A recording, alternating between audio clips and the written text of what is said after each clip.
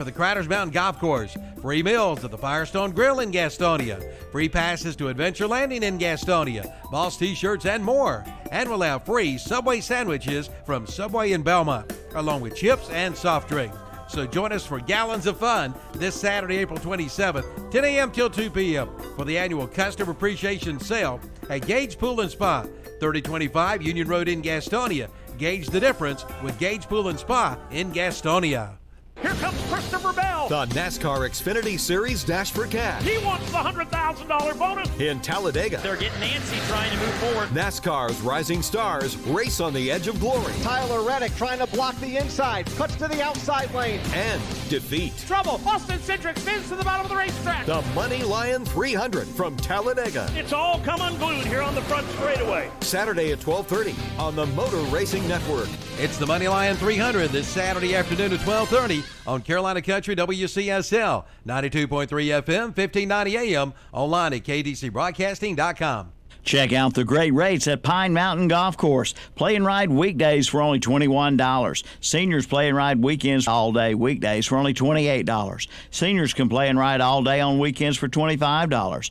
Make your tee time today by calling 828-433-4950. You'll love this challenging 18-hole par 68 course. The Pine Mountain Golf Course, adjacent to South Mountain State Park. Again, call 828-433-4950 for your tee time.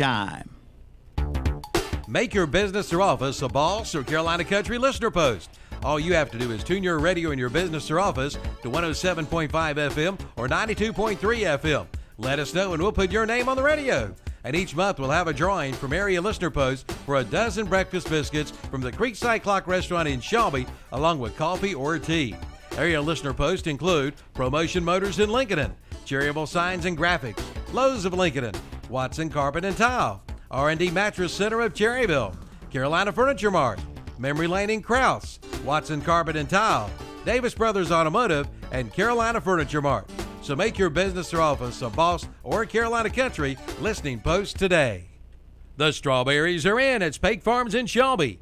Big, red, delicious, juicy, sweet strawberries. Great for ice cream, pies, on cake, or just to eat by themselves. Pick them yourself or get them already picked. Spake Farms, Highway 150 East, a quarter mile above the YMCA in Shelby. The strawberries are waiting for you now at Spake Farms in Shelby. Is the cost of ink driving your profits down?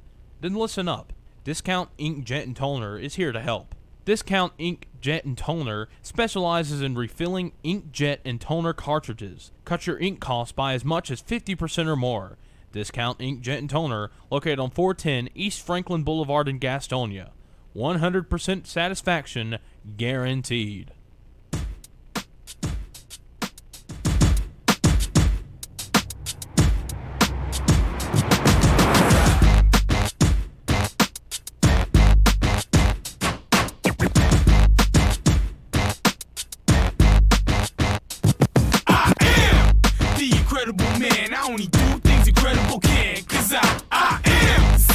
Chosen breed, you don't see too many like me.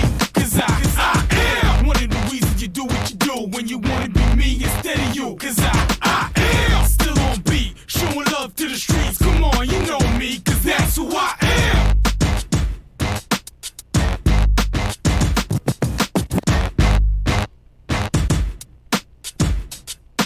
Replay it up, JP, however you feel like doing it. That's fine. Good morning, Saturday morning. I'm Kevin. Click the button.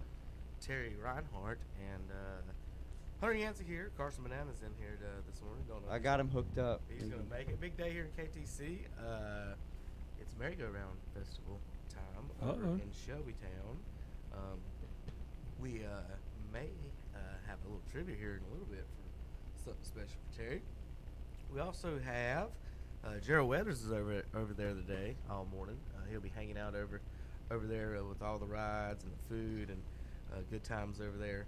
Don't miss that over at Shelby City Park today. Also, we have Calvin and the gang will be over at Gage Pool and Spa over in Gastonia, and they always have a good time over here. These folks do some of the best giveaways at our broadcast, pool floats and things like that. If you have a pool, if you want a pool, go down there and talk to those guys down there. Calvin and the gang will be down there in the parking lot this afternoon.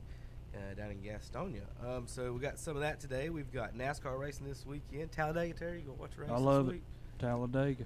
You actually gonna watch a race this That's week? right. Okay. Oh, I was wondering. Talladega. That's all I can think about whenever I hear that. Who sings that? Is it Eric Church? You know what I'm talking about? No. You don't know what I'm talking about? Oh. No.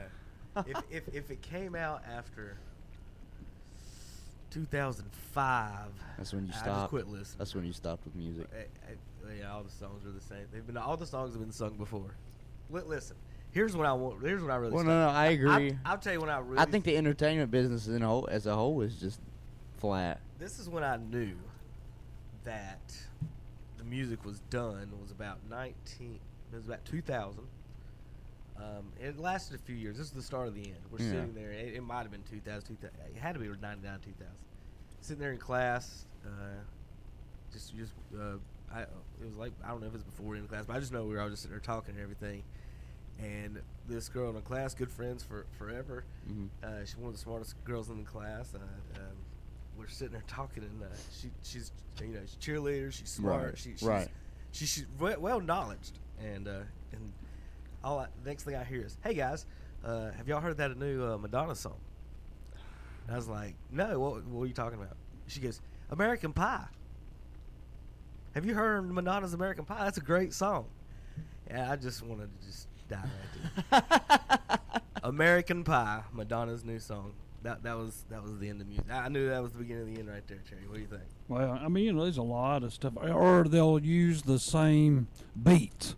Yeah. That, excuse me, former songs would have.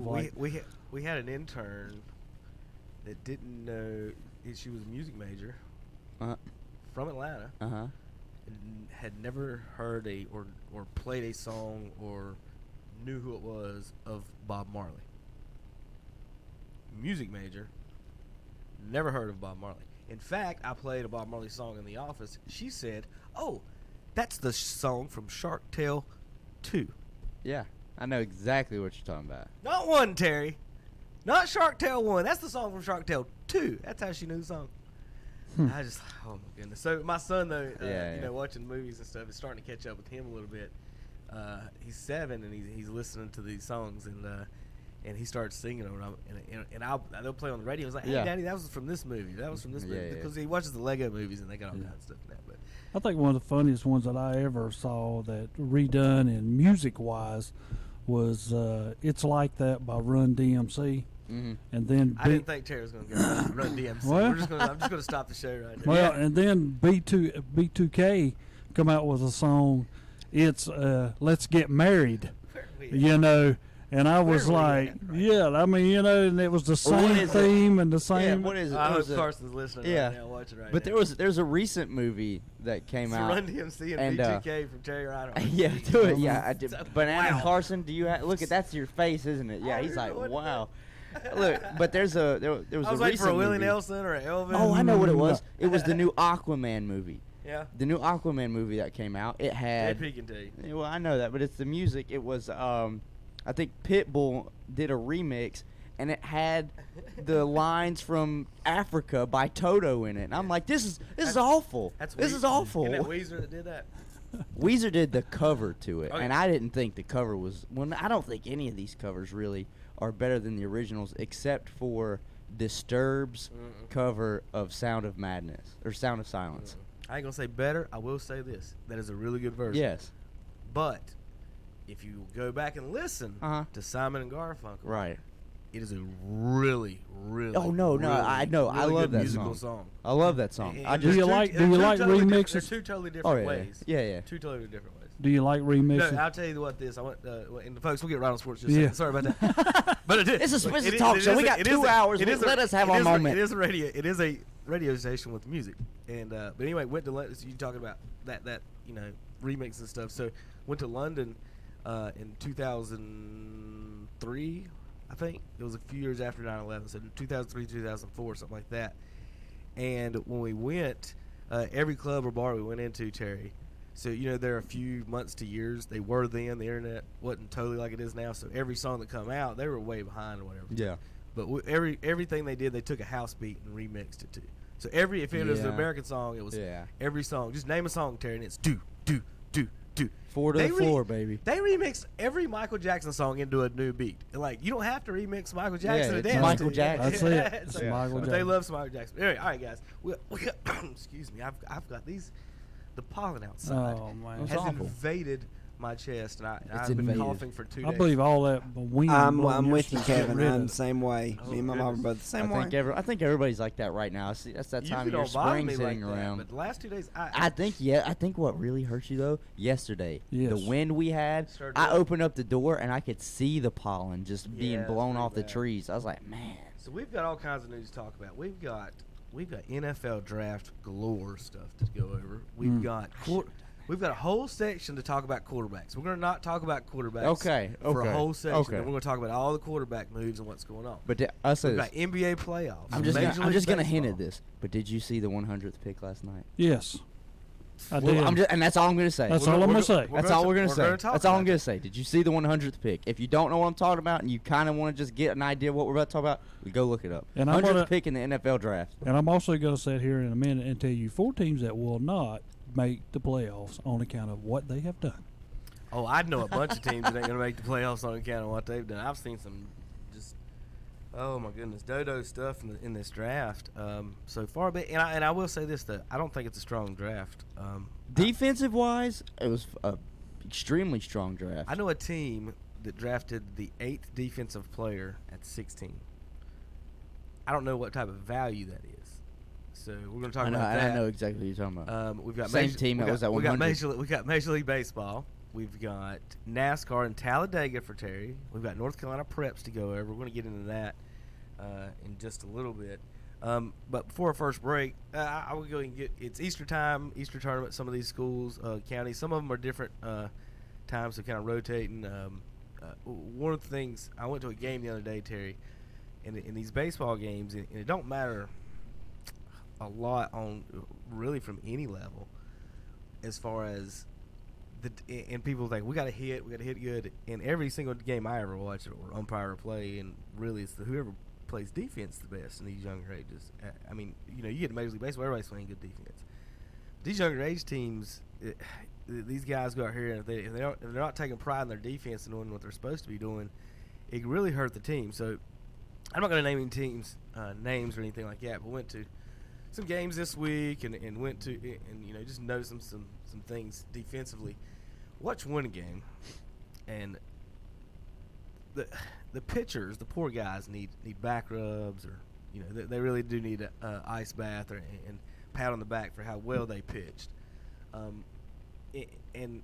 from coming from experience, our team when I played, we had one pitcher who we were pretty much going to win no matter what, unless the other team threw their ace and it was 1-0. We got 1-0 perfect game one time from a lefty that played in minor league baseball too. So it happens, but when he pitched, we were going to win probably. The other team guy, we had to play defense. He's a lefty. We had to play defense. We had to be in our spots, do exactly what you're doing.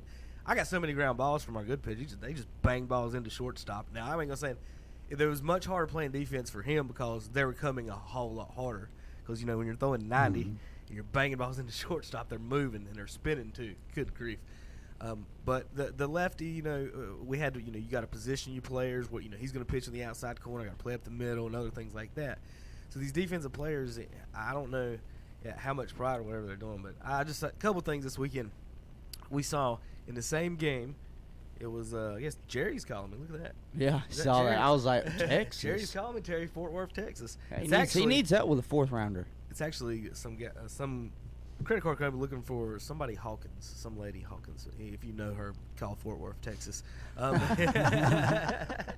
If you know this lady, this number is looking for you. All right, so the game started off to kind of, nothing, the first couple innings. And then all of a sudden the team scores 2 runs on an inside the park bunt home run, basically.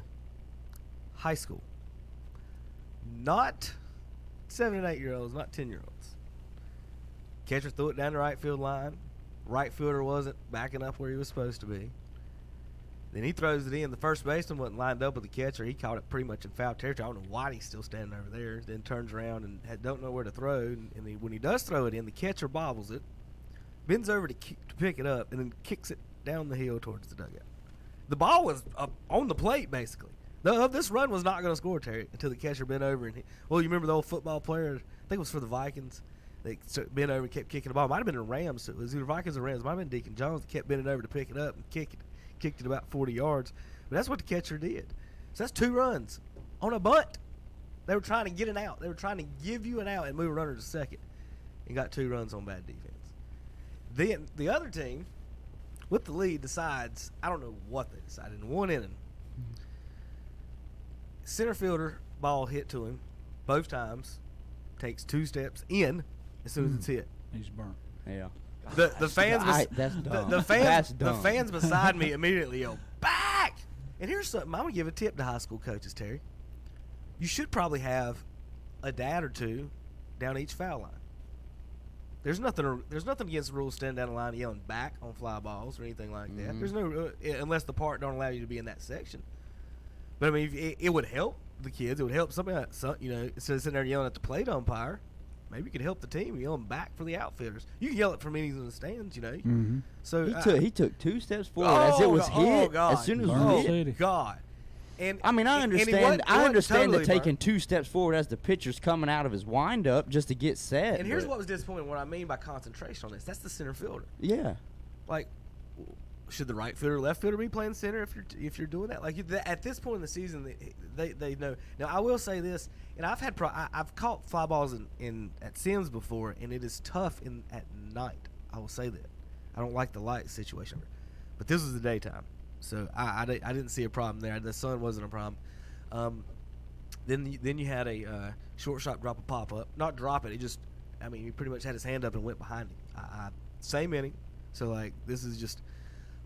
The third baseman, one of the third basemen probably gave up Terry 5 to 6 base runners and outs by himself by taking so much time to throw the ball or get to the ball. They weren't attacking the ball, and you could just hear the coaches like, "Come get the ball, take a step back," like just the basic stuff. And they're not. I don't know if it's Easter tournament.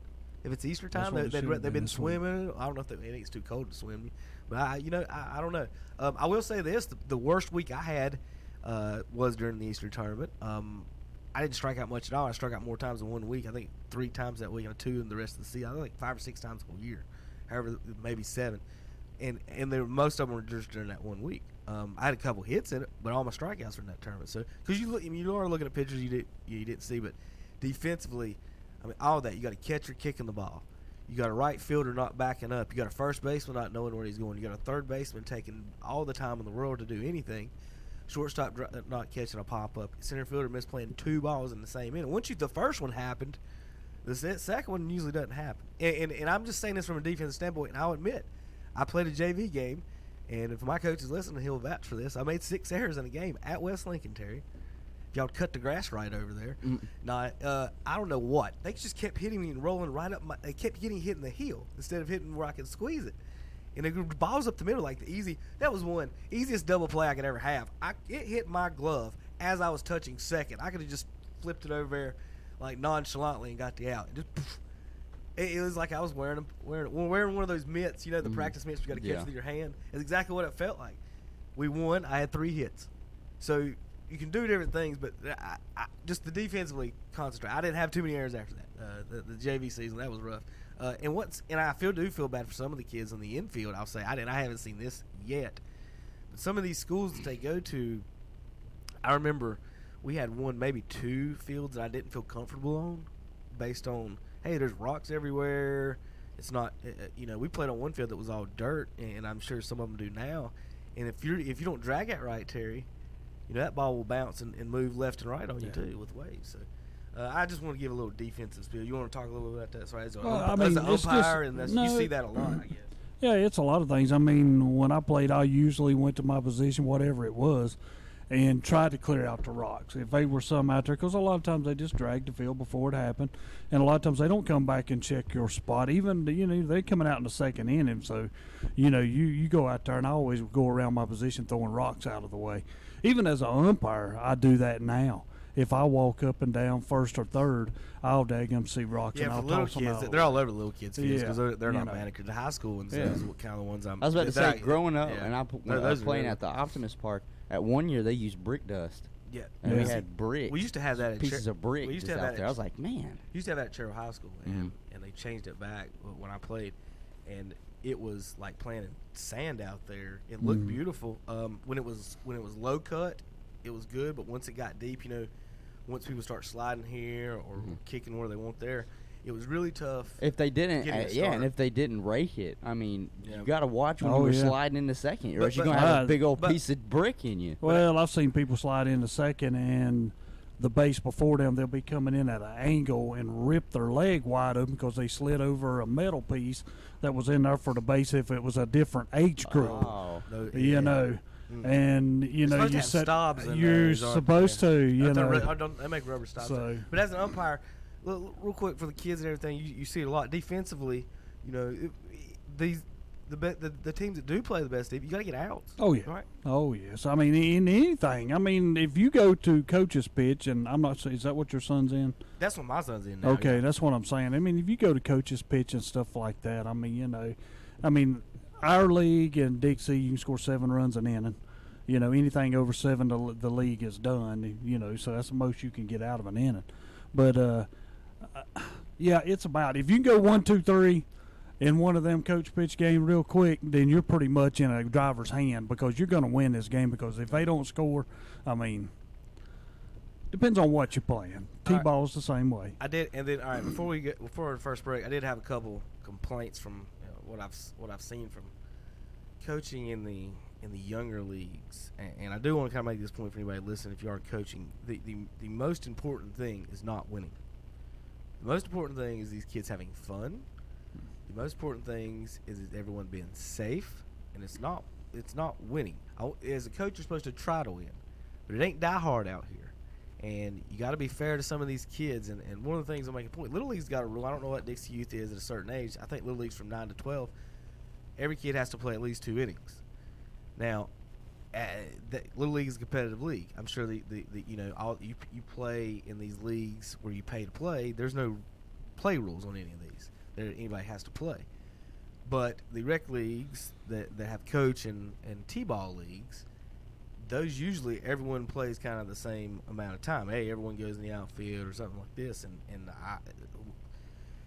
league that we ended up in this year is I don't know if our team's the only one that does it, but the coach is obviously the only one. He's 100% cares about winning. All the 8-year-olds played the infield and they played all 6 innings.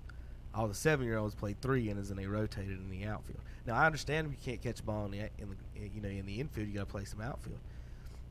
But we might have 1 out thrown for third and shortstop. So what kind of strategy was that? Most of the outs are hit to the pitch or strikeouts in T-ball. Yeah, coach most pitch. of them. Yes. Almost all of them are strikeouts. So if a third baseman or shortstop does get an out, it's usually at second base or third base, not throwing it all the way to first or something like that. So, so what I'm saying is some kids play 6 innings the whole game trying to win, and the other kids played 3 innings in coach pitch. I did have a problem with that. I understand if all the kids don't play 4, but why are some kids playing the whole game? They didn't play 5; they played the whole game. So that means they were playing as a strategy to win this game. We got all these people in the infield, and then if that's the case, why not have the 7-year-olds? If you're going to play that way, if that's the strategy and that's the rules, there are no play rules. At least as a coach, I would say let the 7-year-olds bat first. What about that? 1, 2, 5, 6. But obviously they didn't because they're at the top of the order again. So we've got to coach and to do nothing but win in all those strategies. And that's what I expect out of a high school coach. I expect that out of a Little League coach. I expect that out of any other coach. But coach pitch and T-ball, I'm not sure that is how it should be done. I don't know, Terry. You've umpired these. Well, my deal in behind it, if you're playing fall ball, it's about teaching. It's not about winning in. I mean, you got kids who just entered that's going to play fall ball. Let me make another real quick point on this. Most of the 7-year-olds, including my son, don't play travel ball. So these other kids are playing in other baseball. So they're already playing. This isn't.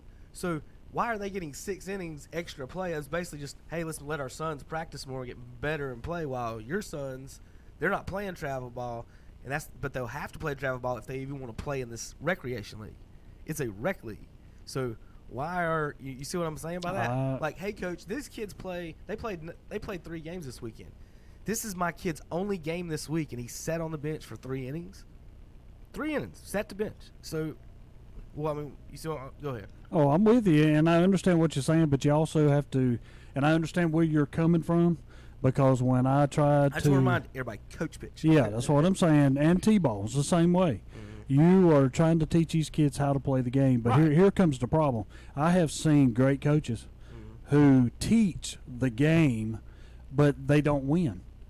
You know, and then I'll see a parent who has their kid on that team will be like, well, if they was on that other team, we'd have won because we'd have never made them changes in halfway through the game, and we'd have won this. Yeah, that's what I'm saying. I mean, that's going to happen. I sit there and hard dads over there like, hey, we got to do this to win. We got to do this. I'm like, we got to do, huh? Hey, Hunter, let me ask you something. Yeah. If you was on a team, baseball team, Yeah. and you had a choice, now you and here's what's bad, Terry. The team we were playing against only had 9 players, so they had a spot for 10. So we got 7 kids only playing half the game, when somebody could be on the other team playing the whole. Now, game. are you telling me to have this mindset as if I was their age, or is this just me on a baseball team? You in general. We'll do both. Right. Let's do it as a kid. Yeah, I was going to say we'll do as this a kid. because that would fit more. Hunter as 7. Would you rather? That was an age. Would you rather play 6 innings? Yeah. And lose by 2, or play 3 innings and win by 2? At 7. Well, at 7, I don't want to sit there on the bench. I'm bored. You know, when you're that age, you get bored very easily. You're gonna go. The coach is gonna get mad when he turns around and sees you playing in rocks and be like, "What are you doing?" I'll be like, "Well, I'm not doing nothing else. I want to play in rocks." I'm not putting a cheerleading outfit on for your son. Yeah, your son at 7. Cheer for your team, Hunter. Well, yes, that's okay. I will cheer for them. I will write the team name out in rocks. Okay, that bothered me. Now here's another thing. I do understand what you're coming from, because think about it. At that age, what are you gonna get for winning? Like, what's the trophy? Sometimes you don't even get a trophy. You get a nice little medal. Well, heck, the people that come in 5th or 6th place sometimes still get the same medal. Coach pitch, and at that age, it doesn't matter. That's where the kid learns whether or not he's going to love the game or not. He's not going to love a game if he sits there for only plays 3 innings and it's only at the end. I'm guessing my son really needed to pay attention to his speeches, because he gives the speeches all the time about being loyal to your team as a Braves and signing for less money. Yeah. That's the coaches give that speech to the 7-year-olds. Be like Nick Markakis and be loyal to your team. So my son is sit here, who's not getting paid $10 million. Yeah. To watch your son play. Because I understand, like you said, when it's at a level where there is an actual prize that you're aiming for, and especially on the high school level. I had a coach when I played soccer. I love this coach to death. I had him in middle school. I didn't have him my freshman year, but then I had him my sophomore through senior year in high school. He moved up to coaches. Great guy. He loved to teach the game, but I saw him a year or 2 after I'd graduated, and he said, you know, my senior year, we should have had more wins than what we had. He said it was my fault because I didn't play the best players all the time. Like, I didn't play to win. Like, he wanted to win, but he didn't keep his best players on the field all the time. He tried to make everybody happy. That's what a high school coach is supposed to play to win. And I was about to, and that's what I kind of told him. I said, Coach, I mean, we understood. I said, it's been a few years. We understand. I still had a great senior year. We finished, I mean, we had one of the better years we'd ever had. I said, but, you know, this is the stage where people are coming, they want to win. And especially the best players at the chance to go to the next level, they want to win. Now, and that's what I'm saying, like high school and Little League, because, you know, Little League World Series. It's competitive. I totally understand that. But at that age, as soon as kids start throwing to each other, yeah. I expect. At that age, totally expect. But at that age, like your son's age, at that point, it's teaching him the game so he can have an opportunity to play on the next, you know, the next level up. And if he even likes it, you ruin so many kids by just sitting them on the bench. They don't want to go out there. I don't think I could say anything if the infielders would have sat one in it. You know what I mean? I don't think I could say anything about it. And my kid played that 4th inning, because then that would have been fair. But they played all 6, and the 7-year-olds played 3. It's obvious. Now, I got one other thing real quick before we go to break, Terry, that I overheard Coach tell a kid. I did not like this at all. Kid had his brand new bat, and the coach said, hey, don't use that bat. Use this one that I bought for the team. The coach said, the kid said, I want to use my bat. And he said, that bat isn't as good as this one. And so, how does he know wait a minute. It gets worse. kid goes, yeah, but I just got my new bat. I want to hit with my new bat. And the coach says, this bat costs $200. This bat is better than your bat. Whoa. No, he didn't. This is right before the kids walk up to the plate. And the kid said, I'm going to use my bat. And he turned around and went. So good for the kid. Yeah. 1. 2, I didn't say anything. Kid hit. Kid went up to bat. Hit a double down the line, Terry, with his bat. It ain't the bat. Wait a minute. It gets worse. I'm not done with this. This is my nephew. This is my nephew. It wasn't just any regular kid. I was walking up to tell him good luck to hit the ball. Maybe give him advice. I don't even know what I was going to say to him. Just going to go see my nephew. He was so proud also of his new first baseman's mitt that I got him for Christmas, Terry, because he's been playing catcher and first. I walked down here to one of our sponsors here, the Great Outdoors, and they had a whole section of gloves, and I got a $150 glove for about $50 for Christmas after the sale. There you go. Sweet first baseman's mitt. Boy, so proud of it. So $150 glove. That bat that this coach didn't want my son to use, my sister just spent $150 on it. So nephew scores, comes in, asks her in, and they start switching out. Nephew leaves the dugout. I was like, and he started walking out. I was like, good hit, buddy. And the coach walked around the corner. I said, I can't believe he got a hit with that crappy bat of his. And the coach stopped. He turned around and kind of laughed. He's like, yeah. And I was like, why did you tell him his bat wasn't good enough? He goes, I didn't say that. I said, yes, you did. I was standing right here. And he goes, who the F are you? Standing in the dugout with kids in the dugout. I haven't raised my voice yet, Terry. I haven't said anything. I said, I don't know what you're doing, but you're cussing and yelling at me right there in the middle of the dugout, and I'm asking you about my nephew. Why did you tell him his bat wasn't good enough? What are you accusing me of? I said, quit cussing in front of all these kids right now. This is the coach. So I said, I was standing right there, and you told him his bat wasn't good enough. That's not what I was meaning by it. I said, listen, I heard you tell him your bat cost $200 and was better than his bat. And then here comes Sparky, the scorekeeper, Terry, who was in on the conversation too, but I wouldn't even want to say nothing to him because he's a scorekeeper. He comes over the fence too. We weren't saying that. That's not what he said. I said, listen, I don't talk to scorekeepers. I don't know who you are. That's the old umpire move right there, ain't it, Terry? That's it. I said, I don't know who he is, coach, but I'm talking to you. You're the one that told my nephew his bat wasn't good enough. Is that not what he did? That's exact words. He told him in 200. Have you ever heard a coach at any level tell a kid your bat wasn't $50? I told him, do I need to give you $50 extra so his bat's good enough? He said, I bought this bat for these kids. And he said, I've known him for 2 years. And I said, I'm his uncle. I've known him forever. So, have you ever heard that? Ever? First of all, and this is my bylaw and some of my other guys that help me, is if we hear you curse while you are out on the field, you're gone. I was wondering if the umpires heard. You know what I'm saying? Maybe they didn't hear him. I guess they did. You know what I'm saying? Because number one, we actually ended up shaking fingers through the fence at the end of it. I didn't raise my voice. He come over to the edge of the fence, and I told him, "Listen, I don't care if you hate me or I don't like you, but you're going to apologize to my nephew and get out there and coach and get this game underway. I'm not messing with this right now. I don't have time for this. But you need to apologize to him." And that was the end of it. We haven't spoken anything since. Go ahead. But I mean that's just mandatory. And number one, you got to understand these kids, their parents are going to go buy them bats. Let them use it. I mean, you know what I'm saying? Maybe 8 years old. This is coach pitch again. Coach pitch. But now I'm also looking. You're 200. Your bat ain't gonna get enough in coach pitch. Huh? Yeah. Now I'm also looking at kids who step to the plate with 28-ounce bats or higher. They're using big bats. Well, now that's what I'm saying. And some of them, I will sit there and I'll pick up their bat and I'll see the weight and I'll be like, whew, I only swung a 26 when I was playing. I mean, you know, these kids are swinging bats heavier than I was swinging. You know, this is what everybody needs to know on the bat sizes. Barry Bonds swung a 32. I swung a 32 or 33 in high school. Because as a slow pitcher, I'd use a 33, get a little more leverage. Fast, I'm on a 32. You can't unless you're the size of Barry Bonds, you don't need a 33-inch bat. If he used a 32, about bat speed. If he used a 32, and he choked up a lot too, didn't he? He did. Tony Gwynn used a 29 and was one of the best hitters you've ever seen. So, look on the bat. Go ahead, Tim. That's what I'm saying. What do you think mean, about that, Hunter? Have you ever heard a coach say anything like that to a kid? Hell no. No one telling me I can't use my bat. My parents bought me 2 bats when I was younger. I loved both of them. They were both the same price.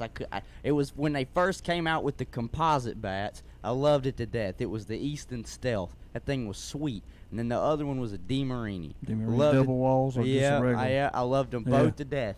And nobody could tell me not to use it because I was going to use it whether it was on their head or it was on the ball.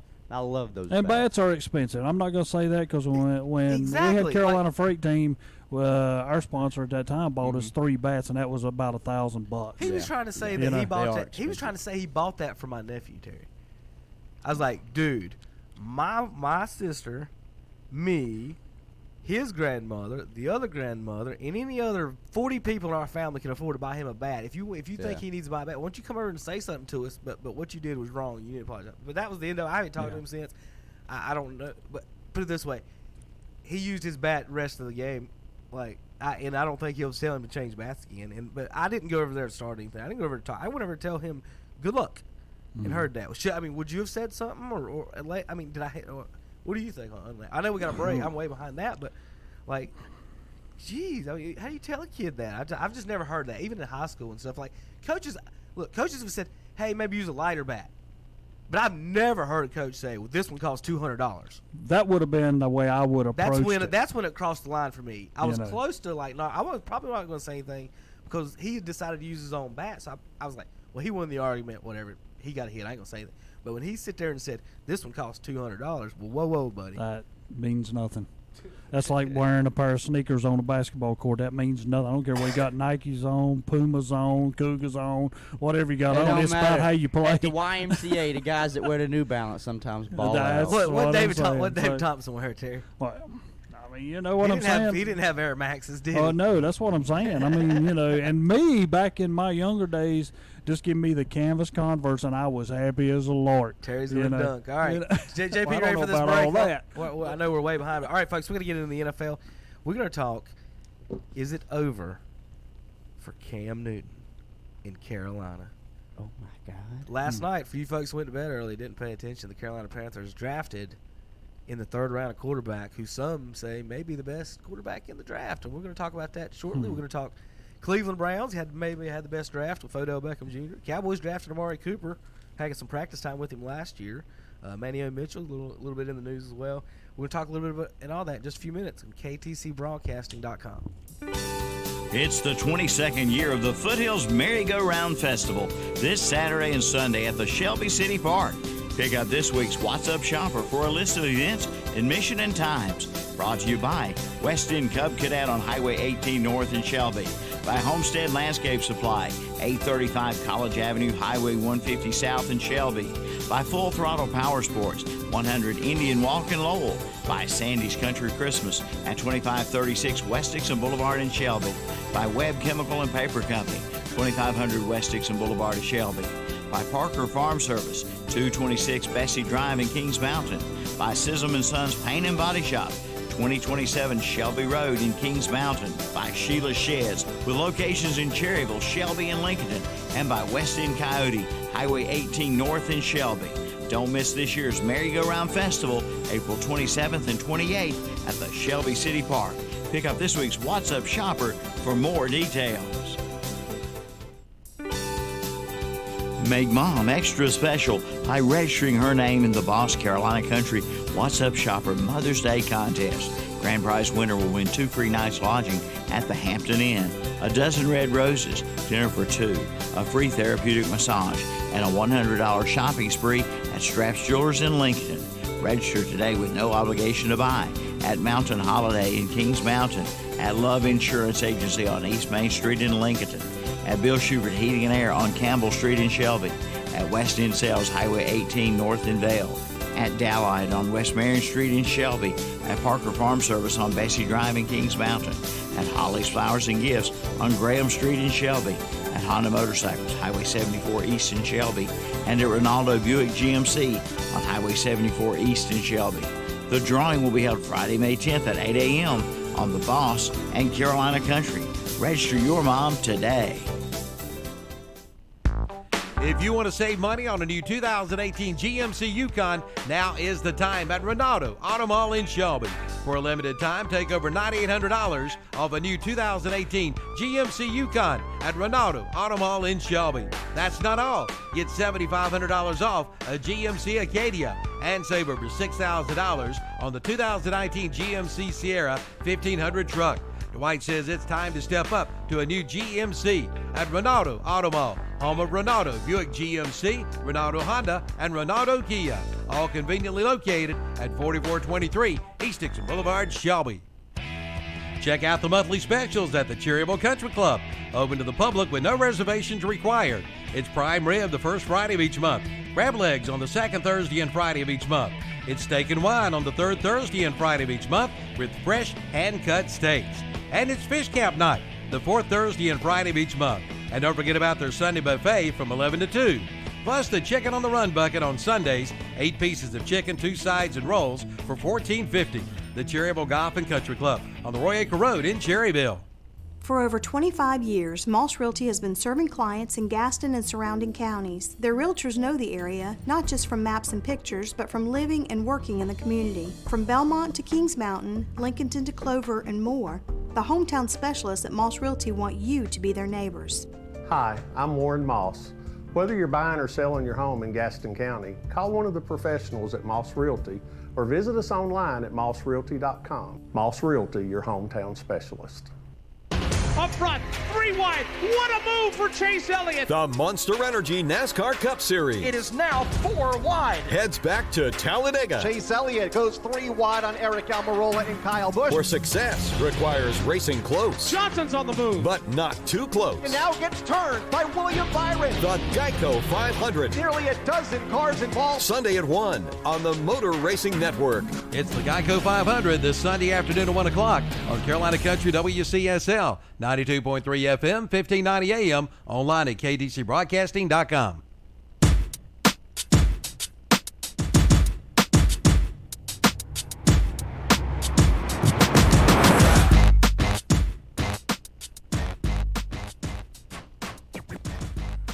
Had to cough up my lung there for a second, Terry.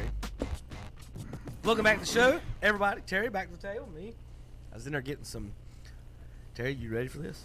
I'm listening. I was in there getting some Avengers spoilers from the movie. I'm not gonna give. Don't. I'm not gonna give them away. Hunter don't want me to give them away, but I'm gonna do some fun things with it later. I really want to come here and just say it all out loud, but I didn't know Hunter was one of these people. And Well, I'm not a diehard, Not but that. I want to see the movie. Well, here's my point. If you didn't want spoilers, should have went with JP Thursday night at 7 o'clock. Ain't that right, JP? What time did you go? Tell us about your night real quick, and then we're gonna get into. Yeah, Thursday night, I went to the movie at 7 o'clock. What time did the movie start, Terry? The showing started at 6, but I didn't go until 7. I had a gift card from Christmas. So you missed an hour of the movie? Say again? You missed an hour of the movie? Just about, yeah. Oh, I thought you But meant to be you were honest, going it to go kind early. of made up considering it's a 3.5 hour movie. So He took a race break for a movie, Terry. Well, we'll talk about. Well, we've got some spoiler alerts later on. Just wanted to get Terry's face on camera this morning and talking about the Avengers. Okay. I haven't seen a single one of them. Hunter's going to see it. He don't want me to ruin it for him. I don't know when. I really want to. Probably not this weekend. I 'cause really it's want to still ruin it. packed. Let me tell you about it. I'll just go ahead and say, people die. People grow old. Some do, some don't.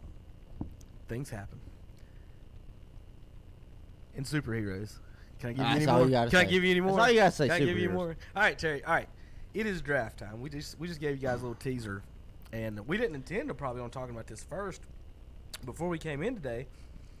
But last night, the Carolina Panthers drafted With the 100th pick, the 100th pick. the Carolina Panthers select Will Greer, Who quarterback, lives in Charlotte. University of West Virginia. Who lives in Charlotte, who some people have as the number 1 quarterback on their board. I saw a lot of people disrespecting him.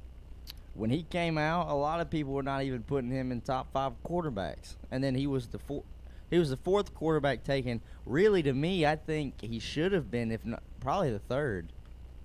Because we know who the top 2 were going to be. We knew it was going to be Dwayne Haskins and Kyler Murray.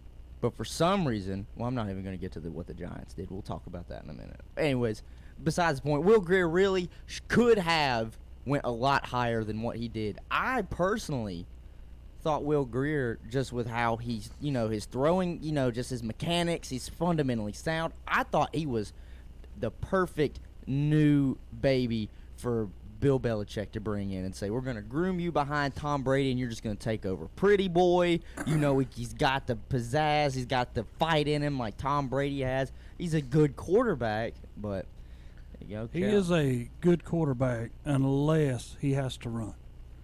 He is the worst quarterback when he's got to move his feet out of that pocket. And we've talked about this for years. Why do teams do that? Why is your backup completely different than your starter, so you have to change your offense? Unless listen, he's the new starter. Well, no, that's far fetched. But does anybody know anything on the status of Cam Newton for this year at all? It's not far fetched. I was reading up on this last night. Cam, the Panthers are calling this an insurance policy. Okay. Who says a rookie is an insurance policy? That's kind of weird. It sounds like long-term plans to me if you're talking insurance policy. Mm-hmm. And Cam has not thrown a football yet. Okay. Has Matt Ryan thrown any footballs in the last few months? Yes. I think Drew Brees has thrown any footballs. I think he's thrown it after he lost the NFC championship game. After Jameis licks his fingers, do you think he's thrown any footballs this in the past few months? I think he's throwing chicken wings, was close enough. It's crab legs and both. Yeah. He's eating W's. Is that what it was? Eating W's, dude. That's a dub. You see, that's a W. But my point is, Panthers quarterback ain't thrown any. He's had surgery. In 8 years, he's had 5 losing seasons. I mean, if this is anybody else, we at some point you're not protected anymore. Like they keep talking about. They're trying to. Eli Manning, they've been trying to throw out the door for years. Someone's protecting there, probably the owners. The only other quarterback that's as protected as Cam Newton is, to me, is definitely Brady. And Brady almost got cut. He almost got Brady. He almost got cut. Stafford. I'm talking like for losing seasons. Is Matt Stafford. Yeah. Matt Stafford has had so many losing seasons, but that's really just been the culture in Detroit. I think they're scared to get off of him. I mean, he's a good quarterback. He at least has a better arm than Cam does, but he's probably one of the more protected quarterbacks. If you're just going off of, like you said, he's got more losing seasons than winning seasons. Close your eyes and I say that out loud. Mm-hmm. You've got more losing seasons than winning. The Jets they jumped off Mark Sanchez. You're consistently in the 25th to 32nd in completion percentage. Mm-hmm. Now, last year you had a good one, but, 80% of your throws were to CMC. Yeah, I was about to say, almost all of the throws were swing passes, which North Turner did a good job calling that. Now, what they did do, I think they did a good job, which they needed to because they're losing. They've lost everybody on the line. Mm-hmm. They did get a tackle. Yeah. But this edge rusher with their first pick, I don't know how to feel about that one, only because when you start looking at value in the draft, he was the 8th defensive lineman picked. They picked 16th. A lot of times I think, and I don't know what you guys think, if I'm looking at my board, I've got defensive line, and this guy's picked 8th, and I've got all these other, there's 22 or 21 other positions, or 20 other positions. There's got to be somewhere in one of those positions I would rather have the best safety in the draft, or I'd rather have the best corner in the draft than I would the 8th best defensive lineman. You know what I mean? I understand what you're saying. There's a line somewhere in the value. That's like when they. But I don't know if they were necessarily going for best player or if they were drafting for need. Yeah, that's what they were trying to fill I think need. They obviously drafted need. Yeah. That's exactly what they. They drafted left tackle and edge rusher. Will Peppers and Khalil retired. Yeah. So that's all need, and then they drafted Will Greer. Is that need?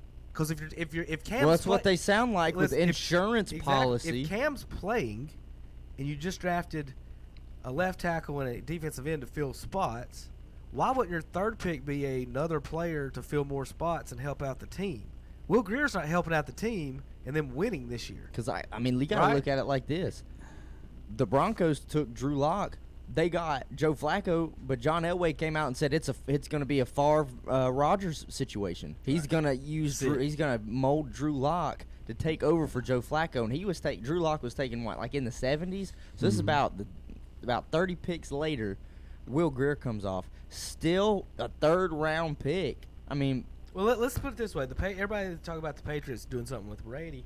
Mm-hmm. They've passed on Will Greer more than once in this draft, and people are like, "Well, what are they going to do on quarterback?" They don't need to do anything on quarterback. No, So if they Brady's don't. trying to win, and what I was meaning by that, you're drafting players to win now. Obviously, drafting a quarterback in the third round as your third pick isn't a win now pick. That's a win future insurance policy, like they're saying if Cam's not playing. So, and what I mean to get to this, folks, if he comes in and wins 5 straight games, what happened to Dak Prescott? I mean, what happened there is a total reminder that anything can change, because you get these new owners are going to look at this and say, well, if he wins 5 games and he's getting paid $400,000 a year and Cam's getting paid 20-something million, what am I going to do here? I mean, that's how they see. That's how, exactly that's what how they did. Seattle won a Super Bowl. Russell Wilson was still on a rookie contract. When I watched the draft last night, and to me it was pretty simple. I took Miami. They have no clue who their quarterback is. They got Fitzpatrick now they got Rosen. Josh Rosen. Yeah, so now they and got originally those they two. said they weren't going to take a quarterback, but they ended up trading. They for keep one. looking. We're still looking to 2020. That's what they're saying. I still throw Miami out. You got 2 quarterbacks. You don't know who you want. Denver, again, there's another team. You got 2 quarterbacks. You don't know what you want. I love Denver. Washington Redskins are the next one. Elway said what they're doing. Whoa. All of a sudden, you got 2 quarterbacks, and you don't know which one you want. Well, no, they came out and said Dwayne Haskins is going to be able to compete for the starting position. So it's really just going to come down to who beats who out in training camp. Now, I would tell you this. If Case Keenum starts losing, he loses 4 or 5 straight, don't be surprised if Dwayne Haskins is thrown in. The thing with the Carolina Washington, Panthers, those were my 4 teams that I sat there last night and says, you're not even making the playoffs. All 4 of them teams will not make the playoffs. I don't think Washington's making the playoffs because of what they just did by having 2 quarterbacks that you have no clue who's going to be your starter and who's not. Now, when you go look at the Giants, now hold on, that's a replacement. Just back up. Joe Flacco's starting this year. That's not a question. That is not even close to a question. They're not putting that rookie in on Joe Flacco. He brought Flacco there to go 2 years and try to win one. Well, and I think he's. And Elway said they're putting him in. They already said they're putting him in there in Rodgers' plan. I think that's what they're doing. Is Drew Lock? I mean, he wasn't even a first-round pick. So now he may be going forward. They may have controversy maybe next year if Flacco don't play good. But I think Flacco's got this year to just wing it and just sling it.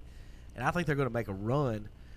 But as far as Carolina, I think you're right on that. I was about to say when I came in this morning, the NFC East, and kind of, I don't know if I sent that last night. The Eagles, I think, as long as Carson Wentz is alive. He has not played the last 2 years. Well, I know that. I think they made a terrible mistake keeping him. But if he's on the field, I think they win the division next 5 years. If he's not on the field, it's probably – and if – put it this way. Here's the Dallas's problem is going to be they got to pay Dak now. So there's $20 million that ain't going to the defense. So that's where they're going to start saying, can we keep winning at 10, 11 wins like that, even with Zeke? And then the Giants and Redskins, I don't know what. I know you. I'm going to let you say it in a second. I don't like the Haskin pick at all. I love it. I don't like I think it's a good pick if you go with him. I don't think the Giants pick is good at all. I don't think any of it's good. I think you should. I think you can write down Washington and the Giants as 3rd and 4th place for the next 5 years in that division. And Dallas or the Eagles will win it the next 5 years.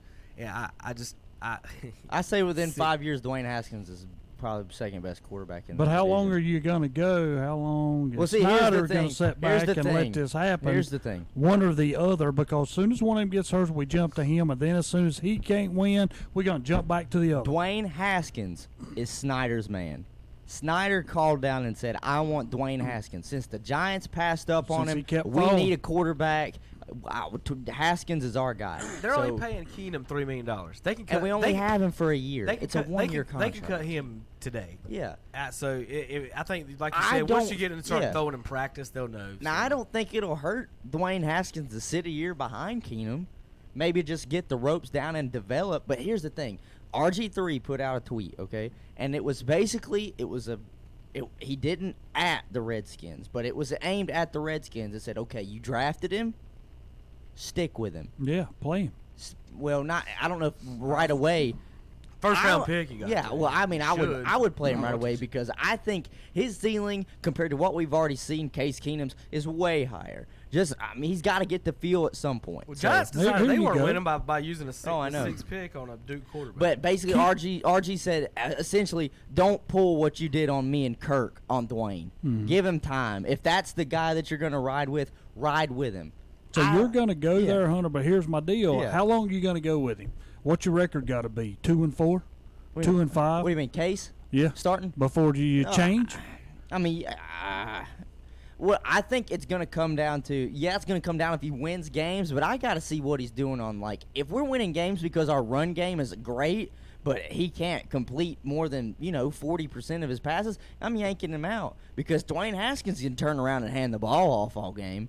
I mean, if that's how we're going to win games, we got a great running back core.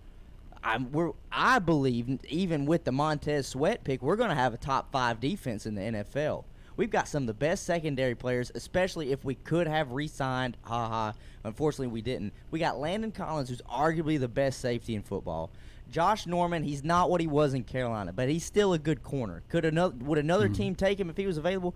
Absolutely. We just overpaid for him. We've got 2 great linebackers. We've got all the Bama boys Whoever in the has world. the best defense in that division, Whoever can build the best defense will win it because none of the quarterbacks are great, and you've got.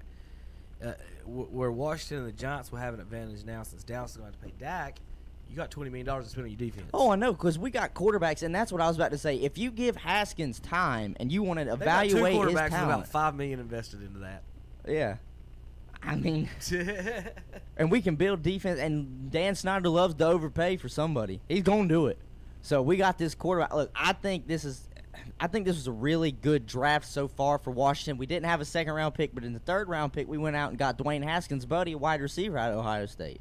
Burner runs like a 4.3 something, so he can go deep because that was the problem. We lost our best receiver, Jamison Crowder, to the Jets. We needed somebody for him to get the ball to. We know what Jordan Reed can do if he's healthy. He's a good safety net as a tight end. He's pretty athletic. What I think we need to do going forward in the draft's offensive line, that's what hurt us last year. We got so injury prone, we were pulling defensive linemen from practice teams to try and play offensive line. I think we just need to build depth-wise. I love the Haskins pick, though. I think he's got tremendous upside. Best pure pocket passer in the draft. And this is what I wanted to compare to, though, because I saw this graphic yesterday, and I laughed out loud the same way Dwayne Haskins laughed whenever he saw Daniel Jones got picked by the Giants. Daniel Jones was a 3-year starter at Duke. Dwayne Haskins was a 1-year starter. Daniel Jones just completed about 54% of his passes. Dwayne Haskins, 1 year he started, completed 70% of his passes, threw for 54 touchdowns and 9 interceptions, and he had more touchdowns than the 3-year starter and about 20 less interceptions than Daniel Jones. The Giants, they just went stupid. I don't know how you pass on. I did not understand it at all. They probably love the fact everybody's saying it, and I'm going to agree with them. They probably love the fact that he's a Cutcliffe man. He's from David Cutcliffe. Yeah. He built the Mannings. They think they can get another Eli. Congratulations, Giants. You screwed. All right, we got to take a quick break. We'll be right back. More NFL talk. JP, ready? More NFL talk on KTCBroadcasting.com. Country Gold with Terry Clark. I'm Terry Clark, inviting you to join me for Country Gold, where we play all of your favorites from the 80s and 90s. My guest this week will be my good friend Wade Hayes. You might know him from his big hit Old Enough to Know Better in the 90s, and he just released a new song called Who Saved Who, a song he wrote about his dog. Plus, he just got married, so there's a whole lot to catch up with Wade Hayes and me on Country Gold with Terry Clark. Country Gold with Terry Clark, Thursday afternoons at 1 o'clock on Carolina Country, WCSL. 92.3 FM, 1590 AM, and online at KTCBroadcasting.com. If you want to save money on a new 2018 GMC Yukon, now is the time at Renato Auto Mall in Shelby.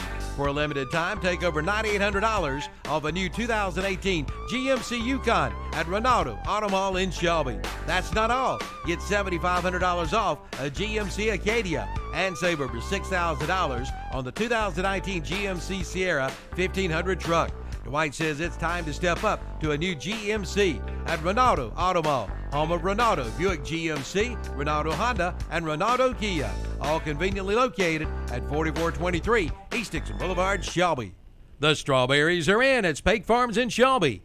Big, red, delicious, juicy, sweet strawberries. Great for ice cream, pies, on cake, or just to eat by themselves. Pick them yourself or get them already picked. Spake Farms, Highway 150 East, a quarter mile above the YMCA in Shelby. The strawberries are waiting for you now at Spake Farms in Shelby. Isolated and alone? That's how millions of Americans feel while experiencing a mental health crisis. Need to talk? Our providers love to listen. Call us now at 1-888-235-HOPE. That's 1-888-235-4673. Partners, improving lives and strengthening communities in North Carolina. 1-888-235-HOPE. 235-4673. Is the cost of ink driving your profits down? Then listen up. Discount Ink Jet and Toner is here to help. Discount Ink Jet and Toner specializes in refilling ink jet and toner cartridges. Cut your ink costs by as much as 50% or more. Discount Ink Jet and Toner, located on 410 East Franklin Boulevard in Gastonia. 100% satisfaction guaranteed. Join us every Sunday at 11 a.m. for our Sunday morning worship services. On WCSL 1590 AM and 92.3 FM, it's the Sunday morning service of First Baptist Church in Cherryville. On WLON 1050 AM and 107.5 FM, it's the Sunday service of the Covenant Bible Church in Lincolnton. And on WOHS 1390 AM and 101.5 FM, it's the Sunday service of the Calvary Baptist Church of Shelby. Join us each and every Sunday morning for our Sunday morning worship services on the Boss and Carolina Country. Good morning, ladies and gentlemen, and welcome back to Saturday Morning Sports Talk with Kevin Hastings, Terry Reinout, and Hunter Yancey. I'll send to you guys in the studio. All right, that was JP on the mic. Reading some Avengers spoilers in here. No, I've had enough. Somebody dies. Stop. Somebody's fat. Somebody has a hammer. Okay, I can guess. There's no post credit scenes. That was you get to check your credit score. Hunter already knew that one. I knew that one. And then you know what? People get together. I mean, things happen. I'm okay with that. That's the spoilers. All right. I think I'm okay with the no post credit scene. I'm okay with that. I don't even stay around for post credit scenes. I couldn't tell you what movies have and what don't. In the Marvel movies, the post credit scenes are almost just as important as the movie you just watched. We went to a movie a couple weeks ago or a couple months ago, and everybody was still sitting there, and me and wife just got left. I'm just trying to remember which one it was. See if JP knew if had a post credit scene. All right, I want to go over some quick news and notes that's going on. Josh Rosen traded to the Dolphins, of course. Doug Baldwin. Yes, I saw this. Has been physically, basically disabled, maybe, and may not be able to play. Huge news. They drafted a wide receiver. Yes, they did. Last night. DK Metcalf. Yeah. Metcalf. I read reports in Jets land that the GM is arguing with the new coach. The Chiefs use the first pick to replace Hill, among his controversy, and a couple of other. Yeah, a couple other news notes. Should be in jail. Do want to make sure to remind everyone that the Browns picked Odell Beckham Jr. in the first round. Cowboys picked Amari Cooper. And Terry's not too thrilled with their next pick. I guess the outside linebacker. I don't know the kid. He's Hill. He only started one game. He said he didn't fit in the scheme of UCF, so he come in and he played. And started one game. Got drafted in the second round. Yes, but I mean, they said he fit. You had a second round pick, or was it third round? Third. Yeah. Second round pick, 58th pick. Okay. Yeah. So you're not too thrilled with that one there, Terry? Well, I don't know what we was looking for. You have no idea what you got. I have no idea. That's what I'm saying, and I hope he helps. But I mean, it's another pass rusher, I guess. So I mean, maybe we're okay. I don't know. Tristan Hill is his name. 40-yard dash. 5. What? He's a D tackle. Runs a 5. Oh, he's a D tackle. 5. You told him he was an outside linebacker. Yeah, you got so there you go. That's how much I really cared about what we just picked. He's 6'2", 300. Okay, I was about to say 5'0" is an outside linebacker. You're joking, but he's a DT. So defensive tackle, wrong position. Yeah. He's pretty quick, but then he say he's slow. So I mean, what? Come on. What? Quinnen Williams ran what? 4.8. The first DT taken off the board out of Alabama, didn't he run like a 4.8? Yeah, that's not awful. I'm not concerned with the 40 for the linemen. They need to just do a 20-yarder for them or something. I'm concerned with their 40 times for linemen if they're defensive ends, if they're edge rushers. I want them to be able to blow past the guys trying to block them, but also they do pursuit. Yeah, I was about to say if it's an end around or just a sweep, I want him to be able to grab the running back or wide receiver that's getting past him. That's what, and I mean, this is the last I say about anything Redskins because I'm not going to take the whole thing off. But that's what. Who's the coach at Stanford? Is it Shaw? Yeah, David Shaw. David Shaw came out and said about Montez Sweat. He said, if you're a running back and you're trying to get to the edge, you better hope to God Montez Sweat is not trying to catch it. Did 6'6" and ran a 4.3 something. And I thought that was a steal. Jesus, I thought that was a steal. What do you think about the Greedy Williams falling to the Browns? I'm reading he's the best cover corner in the draft. One on man-to-man. Oh, 100%. He's got. And they already got Denzel Ward for last year. He's got the athleticism, he's got the speed, and he's got the hands. The biggest knock on him coming out is he doesn't like to hit. He doesn't like to tackle, and in this league, you got to be able to do Deion both. Sanders ain't like to tackle. He was bigger than the wide receivers out there. Yeah. I'm not concerned if he can shut people down. I don't care about Darrell Reeves tackling anybody. If he can shut people down, and I don't know, you've probably seen him more than I have. If he can do that, Greedy they already got Williams. Denzel Ward on the other side, and they he made got a good defensive line. As a rookie. If the Browns start, like I said, they got Baker on the rookie contract. Now's the time to build your defense, and that's what they're doing. They went out and got some players. Yeah, they went and got some, but they got rid of some. That's the problem I had with them. That's the reason I think they're a wild card team. They're going to be in the playoffs, and they're going to get beat in the first round. But I don't think the Jabril Peppers loss is that bad. I think they can get a safety here in the 4th or 5th round if they really wanted to. They're going to be like Kansas City, going to try to outscore you. No, you got one. That's good. I liked the Denzel Ward pick a lot. I thought he was going to be phenomenal. All right, Browns lost Jamie Collins and tight end Darren Fells. This is who they've signed: Kareem Hunt, Jalen Strong, Greg Robinson, Sheldon Richardson, Demetrius Harris, Darius Taylor. Sheldon Richardson's a defensive tackle, isn't he? Ray Armstrong and Eric Kush. They traded lineman Kevin Zeitler and Jabril Peppers. Mm-hmm. They acquired defensive end Olivier Vernon. From the he Giants was a Patriot, or no, he was a Giant. Here's their defensive lineup right now: Myles Garrett, Olivier Vernon, Ogunjobi, and Sheldon Richardson on the defensive line. That's a great defensive line, if you ask me. Linebackers are their weakness, I think. Jannard Avery. I agree. I can agree with that 100%. It's Schobert, Avery, and Kirksey at Which is linebacker. why I'm not going to lie, I was surprised about the Greedy Williams pick. I thought you were going to go linebacker because I heard some of the analysts talking. They had the same thought I did. I said they probably could use a more skilled linebacker. I think they're in the Atlanta Falcons kind of range as far as team. What you're talking about as far as offensive, defensive. They could probably be the AFC. They finished 22nd defense. Falcons. They finished 22nd defense last year. And here's the thing about the Falcons team, and I got a note on them. That team could go, depending on injuries, which they had a terrible injury bug last year. They could win 11, 13 wins or win 8 games. So because of that defense. So another quick note on that. Let's see. In the common draft era, that's all the way to 1967, basically since the Super Bowl, no NFL team has ever started 5 offensive linemen in one game who were first-round picks. Drafted by any team. It's never happened. 5 offensive linemen starting on one team. This year's Falcons will do it. Yeah, they have 5 drafted the offensive linemen. First-round offensive linemen, folks. NFC South, you got Matt Ryan, Julio Jones, Devonta Freeman in the backfield. Then you've got 5 first-round linemen. They got Calvin Ridley in the slot. Panthers going to have to deal with that. And then they got to deal with Drew Brees. We know what happens there. And then is Bruce Arians making the Bucs better? Apparently Bruce Arians is going to try and fix Jameis Winston, so we'll see. I personally, I liked the Greedy Williams fit because I'll be honest. He's got the size. I think he's almost 6'2". He's about 185, almost 190. So he's got the size and he's got the speed to stay with any burner. He runs almost a 4.44, maybe even sub 4.4, maybe closer to 4.3. Got the speed and he's got great hands too. That was just the biggest knock on him. The man, if it's one-on-one, he's not gonna tackle the kid at all. He just doesn't like to hit.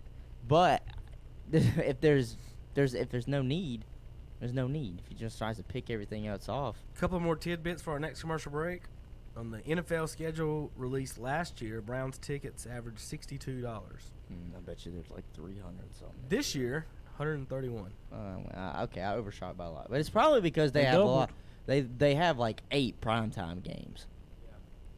Yeah. The next note I had, and I think may have been the tweet of the night. Ooh, Twitter. Kyle Long. Did you see this one? Oh, we would would because you liked it. Yeah, I saw it. You know who Kyle Long is? Son of Howie Long, right? That's so funny. Kyle tweeted out, "If my dad wasn't such a scrub, we would all be first rounders." Yeah, Shake my head. He was a second round pick. Yeah, and he said that because Howie Long, and he said Hall of that, Famer, yeah. one of the greatest defensive linemen ever. If my dad wasn't such a scrub, we'd all be And first the only rounders. reason he said that is because all the BOHSs have been drafted in the first round. Yeah, he was like, I loved that tweet. I said, dang, what a roast. That's pretty good. What a roast. Dad. Why are you He's such sitting a there. scrub? He said he's gonna walk in the next day with his Hall of Fame jacket. That's it. And Hey, Super, you got one of these? Has he got 1 or 2 Yeah, Super Bowl you know. rings? Did he get 2? Ooh, I don't know. I can't remember I when know he started. Got one. I can't I remember know his for sure, first but I year. cannot remember whether he got 2 or not. He got the one in the 80s. I can't remember how early he started. I'm not gonna say. I can't remember at all. What's I so guess I can tell bad you though what it is was. like I don't understand why Kyle said it and not his brother. Maybe that was just funnier. I don't know. Because look, Kyle's good. Don't get me wrong; he's a great offensive lineman. But his brother's the one with Super Bowl rings for 2 different teams: the Patriots and the Eagles. He wasn't talking Super Bowl rings, Hunter. He was talking about draft. Oh, I know, but I mean, his brother could say it because he's got Howie was- he's got rings like Howie does. Howie you know? was nasty. He was 1-time Super Bowl champion, 8-time Pro Bowler, first team All Pro 3 times, Defensive Player of the Year. Now, when you say that out loud, remember Lawrence Taylor played it back then. Yes.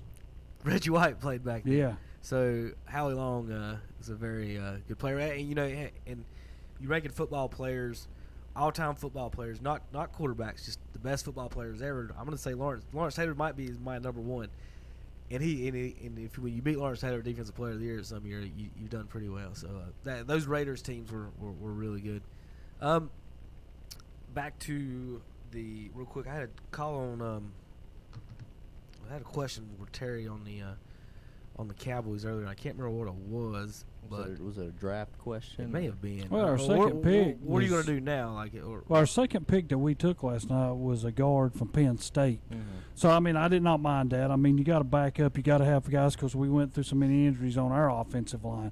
You know, so all them guys are supposed to be back. Yeah. And if you got a good backup in there, and, you know, we're going to get him for nothing to play at the start. Yeah. So I think we're going to be okay with him. So You want to look right here? But that's Who's the only best 2 available? that we've got. The best available right now is Terry's man. They've got listed Ryan Finley. at NC State. Yeah. We kind of joked before you were talking about Will Greer earlier. I kept saying that the Panthers were going to draft Finley, and instead they went with. Well, I mean, you pick a guy in the 3rd round at quarterback. I mean, that's a future plan. That's not a. No, I hey, agree. back up. We just need body. I type agree. Plan. Gardner Johnson of Florida, the safety, is available next. Maybe that's on the Browns board. Julian Love at Notre Dame. The Auburn quarterback Stidman. Riley Ridley's still on the board. I can't believe that. They haven't been too big fans of wide receivers this year. In this draft. I think people are realizing you can get great wide receivers late. You know, they're not a big necessity to I was have thinking in on the way first or here second today, round. I almost wouldn't draft a quarterback or a receiver in the first round unless you know he's top 3. Unless you just know this dude's a stud, like you see Calvin Johnson walk out there, okay, you can draft him. Yeah. But if you're thinking of a wide receiver from 15 to 25, I think you're right. You can find way more, or even with the quarterbacks. Joe Montana was drafted what, 6th or 5th round or something, 4th round maybe, and Brady was what? 6th? Tom Brady's 199th pick, probably the greatest quarterback. I think the greatest quarterback of all time. Yeah, and but they got 10 Super Bowls and were drafted after the 3rd round. Yeah, but my whole deal about this whole draft, and it was about halfway when we got college football over with. Murray jumped all the way to number 1, and Haskins kept falling. And I kept wondering why, because to me, Haskins is a better Joe was quarterback. 3rd round. He didn't get to the 4th. Than Murray. 3rd round, 82nd overall. Okay. So, I mean, you know, there was a lot of things about this draft I just did not like. did not understand. And the I mean, only all of a reason sudden Kyler Arizona Murray- now Murray is their gift that they're going to try Look, again. This is the thing. What if that don't work? Kyler Murray needs to be thanking the football gods or whatever he wants to thank. He can thank the real God, actually, that the Arizona Cardinals went out and got Cliff Kingsbury, the one coach that recruited you since high school to Texas A&M, the coach that played against you in the Big 12 and said, wow, this dude's tremendous. He's the only one that knows your skill set at your size. Because believe And he me, knows he's the starter. Yeah, and he's a first-year coach, so believe me, Yeah. he's sticking his neck out right here because he thinks you're that good. You've got some pretty – I know you ain't got big feet, but you got some pretty big shoes to fill right now. Oh, Just yeah. think about it, because you got a first-year head coach who they had a quarterback still on rookie contract, and they're still going to have to pay a majority of his salary, the Cardinals are, while he's in Miami. Do y'all think which school the quarterbacks come from matter? I don't think it comes down to what school they come from. I think it does come down to the level of competition that they play. To me, the outlier that's come to my thought has been Carson Wentz, because even though he's not been able to play a full season yet, he technically did the year they won the Super Bowl. He only missed maybe the last 2 games in the playoffs. He had led them to almost 10 or 11 wins. So, I mean, he's the only outlier to me that has come because he played it's FCS, isn't it? The one below FBS Division II. I cannot. I know. It's the one that actually has like a decent playoff, not just 4 teams. Yeah. Anyways, he went to North Dakota I still call State. it 1AA. So. Yeah, he went to North Dakota State. He's kind of the outlier to me because the same thing I think is hurting that 6'6", 6'7" quarterback out of Buffalo. Who did he play? And he's just raw. How do the big schools just 100% completely almost always miss on these quarterbacks? Like, why is Aaron Rodgers at California? Why is why is Steve McNair at Alcorn State? I was going to say, and you got to think about it like this. Alabama has not been, and Alabama of recent years, since their dynasty with Saban has started, has not produced a starting caliber NFL quarterback. I mean, the closest one's going to be Russell Tua. Wilson to come back, basically. I mean, I know they had the replacement there, but still, you just run him out the door. But Wisconsin's a big football school. It is. So. But I was saying, like, the State had a reason for not If you wanting think him. about it, I was listening to a podcast, and they actually made a really good point. I think the Big Ten has the most Super Bowl wins out of any conference. Brady's Just think got about 6. It. Brady's got 6. Drew Brees has got 1. I looked Russell that up Wilson's somewhere. got 1. I looked it up by school. I got a little info on that because that's kind of what I was getting into. Yeah. Kind of ribbing some of our Ohio State fans and my Redskin fans over here, telling them you can't run an Ohio State quarterback out there, Terry, expect to win an NFL game. Best one I know is Tom Tupa. Can you beat Tupa? Is Troy Smith better than Tupa? Well, I'll tell you this. I think Dwayne Haskins was better than the most recent quarterback I can think of was J.T. Barrett. I think Haskins is better than Barrett. I think Haskins is definitely better than the wide receiver converted Terrell Pryor. What, like 2 or 3 years ago, that Ohio State's supposed to have 3 great quarterbacks, and it's turned into nothing? And they had what's his name, that big shotgun arm. But he was, So, I don't know. Ohio State has never had a quarterback to win the Super Bowl. I'm not sure they've even had one to get to the Super Bowl. Quarterbacks from, now remember, Ohio State, biggest school in the state, right? There has been a quarterback from Miami of Ohio who's won 2 Super Bowls, been to another. Quarterback from Grambling State won a Super Bowl. Quarterback from Delaware won a Super Bowl. He lost to Armani Edwards in Chattanooga, not Columbus. Southern Miss had a quarterback win a Super Bowl, even though the kick returner was the MVP. How bad does a quarterback have to play for the kick returner to be named MVP? And they don't even have kick returns anymore in the NFL. That's how bad people want to talk about Favre. They put Devin Hester out of a job. That made me mad because he was electric. And a quarterback from Morehead State have all won Super Bowls, and Ohio State has Technically, a quarterback from Kent State has also won Super Bowls, but as a wide receiver. Julian Edelman. That's not technically. Julian Edelman. That is not technically at all. Julian Edelman. He was a quarterback. He was a quarterback at Kent State, and they made him convert to wide receiver when he came to the league. So a quarterback from Kent State has won multiple Super Bowls. Well, all right. Before we got to go to a break and talk, get into NBA and everything else here in just a minute in Major League Baseball. But just looking at the NFC, serious contenders for the playoff: Cowboys, Eagles, Bears, Packers, Vikings, Falcons, Saints. Is Carolina competing for the playoffs right now? No. I don't want to be the one to say it. No. No Arizona. It's okay to be the one to say Rams will. Seattle will. I got 9 teams of the 16. Half the NFC isn't even competing basically next year. I'm gonna tell you something else that really got me last night when So they Dallas threw got up. if they don't if they I mean, stay you healthy, could say Dallas stays healthy, they'll win 10 games. It's just staying healthy. But I'll tell you what, the AFC stacked. Yes. Everybody in the AFC West, minus the Raiders, is competing for a playoff spot. The Colts and the Texans, even Jacksonville now is going to be competitive. That whole division can win that division. Yes. That is the most competitive Yes. division in football right Yes. there. All 4 of them: Texans, Colts, Jaguars, and Titans. Cincinnati won't do much. Baltimore, I got to see what Lamar Jackson does in year 2. So it's going to be a 2-dog race between the Browns and the Steelers. The Bills, I think, are a year or 2 away from as long as Tom Brady's in this division. I think that's the weakest division right there, AFC East. As long as that's a guaranteed 6 wins for the Patriots. Jets might get lucky and win 8. I like that. The Dolphins, that AFC South. The Dolphins don't know what they're going to do, like Terry said earlier. They don't know what they're going to do with Fitzpatrick or Rosen, and not to mention they don't.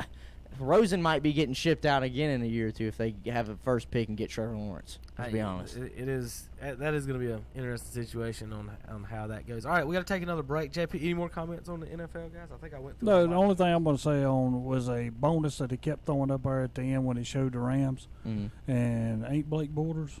Didn't he sign for them? Yeah, he's back up. There you go. Good for Blake. Good for Blake. Hello, as a bonus. Good for Blake. Well, Good for Blake. Let me ask you this. They need a backup. Well, real quick, that is funny. I want to pull this up in the break. We'll be back in just a minute on KTCBroadcasting.com. It's the annual Customer Appreciation Celebration at Gage Pool and Spa in Gastonia. It's this Saturday, April 27th from 10 a.m. until 5 p.m. Hi, I'm Calvin Hastings, and I want to invite you to join me and the boss as we broadcast live from 10 a.m. until 2 p.m. at Gage Pool and Spa in Gastonia. There will be plenty of great giveaways from Gage Pool and Spa. Plus, we'll be giving away free nights lodging at the Hampton Inn, free rounds of golf at the Critters Mountain Golf Course, free meals at the Firestone Grill in Gastonia, free passes to Adventure Landing in Gastonia, Boss T-shirts, and more. And we'll have free Subway sandwiches from Subway in Belmont, along with chips and soft drinks. So join us for gallons of fun this Saturday, April 27th, 10 a.m. till 2 p.m. for the annual Customer Appreciation Sale at Gage Pool and Spa, 3025 Union Road in Gastonia. Gauge the difference with Gage Pool and Spa in Gastonia. Is it time for a new roof for your home or business? If so, call Creason Roofing of Cherryville. Creason Roofing in Cherryville will meet or beat any competitor's pricing on a new roof. That's one of the reasons why they have been serving our area for over 40 years. Steve Creason, along with his wife, son, and daughter, all work together as a family and a team. They take pride in their work and reputation. Just call 704-435-1791 or visit the website at CreasonRoofingLLC.com. Like them on Facebook too. That's Creason Roofing of Cherryville. Every day is a special day at Whiskey Mill Bar and Grill in Bessemer City. On Monday, it's boneless wings, 65 cents each. Tuesday, BLT and chips, $3.99. Wednesday, jumbo wings, 75 cents. Thursday, Chick-fil-A sandwich, $3. And on Sunday, jumbo wings for 75 cents. Plus, every day, including Friday and Saturday, get natural lights for $1 and select drinks for $2.75. Whiskey Mill Bar and Grill, 201 West East Pennsylvania Avenue in Bessemer City. Check out the daily specials on Facebook. Dr. John L. Cloninger III of Lincolnton will brighten your smiles with professional cosmetic dentistry and smile enhancement procedures for everyone. Even Duke fans will smile at the work of this Tar Heel. The office of Dr. John L. Cloninger III is located at 904 Doncha Drive. For an appointment, call 704-735-0765. That's 704-735-0765. And John III says best wishes to all high school athletes. Maybe a punctuation mark on a career night. If you want to save money on a new 2018 GMC Yukon, now is the time at Renato Auto Mall in Shelby. For a limited time, take over $9,800 off a new 2018 GMC Yukon at Renato Auto Mall in Shelby. That's not all. Get $7,500 off a GMC Acadia and save over $6,000 on the 2019 GMC Sierra 1500 truck. Dwight says it's time to step up to a new GMC at Ronaldo Auto Mall, home of Ronaldo Buick GMC, Ronaldo Honda, and Ronaldo Kia. All conveniently located at 4423 East Dixon Boulevard, Shelby. Isolated and alone? That's how millions of Americans feel while experiencing a mental health crisis. Need to talk? Our providers love to listen. Call us now at 1-888-235-HOPE. That's 1-888-235-4673. Partners, improving lives and strengthening communities in North Carolina. 1-888-235-HOPE. 235-4673. And welcome back to Saturday Morning Sports Talk here at KTC Broadcasting. Send to the guys in the studio. I wonder if the people at home watching on YouTube during the breaks when we're sitting here talking are like putting words in our mouths. Somebody could do a really funny video of that of us sitting here, talking stuff. And, the words. In the mouth Like they do on Who's Lines and Anyways when they do the video dub. Yeah. That's hilarious. Do you want to do those? Do you want to make one of those videos? We can put them up. It's got to be kind of, it can't be nasty now. To be honest, that I don't think I could. I would put Terry saying something about Star Wars. It's your dub. You can do whatever you want. We're going to get to that in a little bit. I got some spoilers for you guys. So, do we have a controversy, speaking of quarterbacks real quick, Terry, in L.A.? No. Wait a minute. Let's back up the... I don't care what you're going to go say. I do not care. Let's back up the Brinks truck. Bortles has beat Tom Brady. Bortles has beat Tom Brady in the playoffs. That's not even... That was funny. When I said a bonus and then it showed that, I'm like, they calling him a bonus for the Rams to have. Bortles has also beat Pittsburgh. Jared Goff is 2-2 in the playoffs, right? Okay. Blake Bortles. He didn't beat Brady in the playoffs. No, he beat Brady in the regular season. He beat Roethlisberger. No, he beat Roethlisberger. He beat Buffalo. He beat Roethlisberger, and he lost to Brady by 4 in the AFC Championship. No. I'm saying last year in the regular season they beat they beat the Patriots. Yeah, so he beat Roethlisberger when what was the score, like 50 to 40 it was 45-42. Yeah, I knew it was a lot. Blake Bortles outgunned Roethlisberger. I think the Rams have a quarterback controversy. That's brewing good. out here. Yeah. Okay, then we'll throw the Rams in that not making the playoffs. No, I couldn't say that. I already named the 4 teams that I said a minute ago that will not make the playoffs on account of they have quarterback controversies. Well, I got Denver in the AFC Championship, and you don't even have to make them. I don't even have them making the playoffs. Denver's about to run this AFC West here this year. Kansas City's losing players left and right. Oakland, who knows? Kansas City's. San Diego, you can never know about them. You want to know? I agree with you now. I and this is why, and it's not even the Tyreek Hill thing, but you can put the Tyreek Hill thing into this. Patrick Mahomes was named the Madden 20 cover man. Denver's winning this division, and the Madden curse is real, and it's starting with them losing Tyreek Hill. The Madden curse is real. The Madden curse is real. There's only one team out of that whole division that's going to make the playoffs. It's going to be competitive, but there's the Chargers, and that's it. The Chargers. I think the Chargers are good at they're going to beat each other, and that's going to hurt them in the long run. But I think they're both going to beat. But they're both going to sweep Oakland and maybe even Kansas City. Dude, I don't understand. Like the Chargers are missing one piece, and I cannot put my finger on it. But they're right there to be in Super Bowl contenders. They're right there. I'll tell you what the problem is. They got an NC State quarterback, and I don't know. He's going to be a Hall of Famer. Oh God, I love him. I hate NC State, but I love me some Philip. Chargers had the 8th best defense last year, so that gives them. So that's a bonus. So, hey, and didn't they have the defensive rookie of the year in Derwin James? The 8th best defense last year, they gave up 20.6. Denver at 13 gave up just 1 more point a game. They just added a quarterback. Hello. Who's he throwing it to? Hawkinson. Whoever can run 70 yards. Have you ever seen Joe Flacco play football? Emmanuel Sanders when he's not injured. Whoever can run. But even 70 Emmanuel yards. Sanders is old. Denver last year will go there in offense. 24th at 20. So 20. They gave up 1 point less.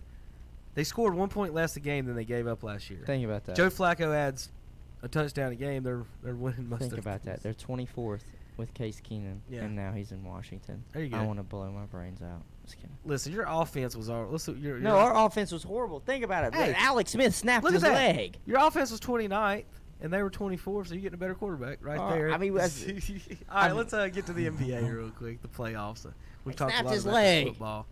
NBA playoffs going on last night. The Warriors and the Clippers junk. No, Kevin Durant ended the Clippers. Oh, he's terrible. I'm glad people got to watch. I'm glad you him. think that, Terry. If He's if terrible. you got to watch him last night, you understand. He scored 38 points and they held him to 12 in the second. They held him. Held him this well. I was gonna say If you watched total. So you mean he scored 50 on if the you night. watched Kevin Durant play last night, he put a mid-range show. Ultimate weapon Durant scores 50. He put a mid-range game show on that reminded a lot of people, anybody that's seen him. It was a Jordan-esque Kobe mid-range show where, and the matter is, he's 6 inches taller than those two. Like, so when he pulls up that jumper, that's what people didn't realize. If you go back and look at some of the pictures of Jordan, his championship game shot, Terry, in North Carolina, his jump shot, folks, his feet gets off the ground more than I can run and jump and try to touch the goal. Like, that's how high he gets up in the air, right? So that's insane. So that's pretty much what Durant is doing, is getting up at 7 foot tall. That's why Rashid's fadeaway couldn't block it. That's why Nowitzki just shoot over people on that. And now Durant's sitting there just waxing people. We got 50 last night. So he went for 50, but the show was Draymond Green. Okay, Terry. Terry, I have let you say this enough, and I've had it. I've had it. Draymond Green will be moved this summer. What? This is going to be awful. What? They are 27-0 when he has a triple. 27-0. I am telling you, the guy can do everything. He's not just a 50-point scorer. How many times? He can do what's everything. the win percentage then that when Russell Westbrook gets a triple-double? I'm pretty sure every time he gets a triple-double that the Thunder win. No, not necessarily. He'd have some losses in there. I mean, come on now. The triple-double is starting to get overrated. Overrated? It's starting to get Russell Westbrook's making it look overrated because he is averaging a triple-double and just still can't win, playoff series. No, I will give him credit. Durant lit him up in the first half. He got him out, and I think the closest they ever got then, maybe 11 or 12, as close as the Clippers ever got. But Draymond makes his record with Golden State at 27-0 when he has a triple. He's never lost. What was it? Just barely a triple? 10, 10, 10 assists. He should have 10 assists every game and 10 rebounds every game because he shouldn't do nothing but pass and block out. The points, though, Terry, I'll give you this. He averages 7 a game. He got 9 last night. So if he wouldn't have got 16 last night. If he wouldn't have got those extra 9, the Warriors would have only won 120 to 110. So I'm glad Draymond decided to pitch in.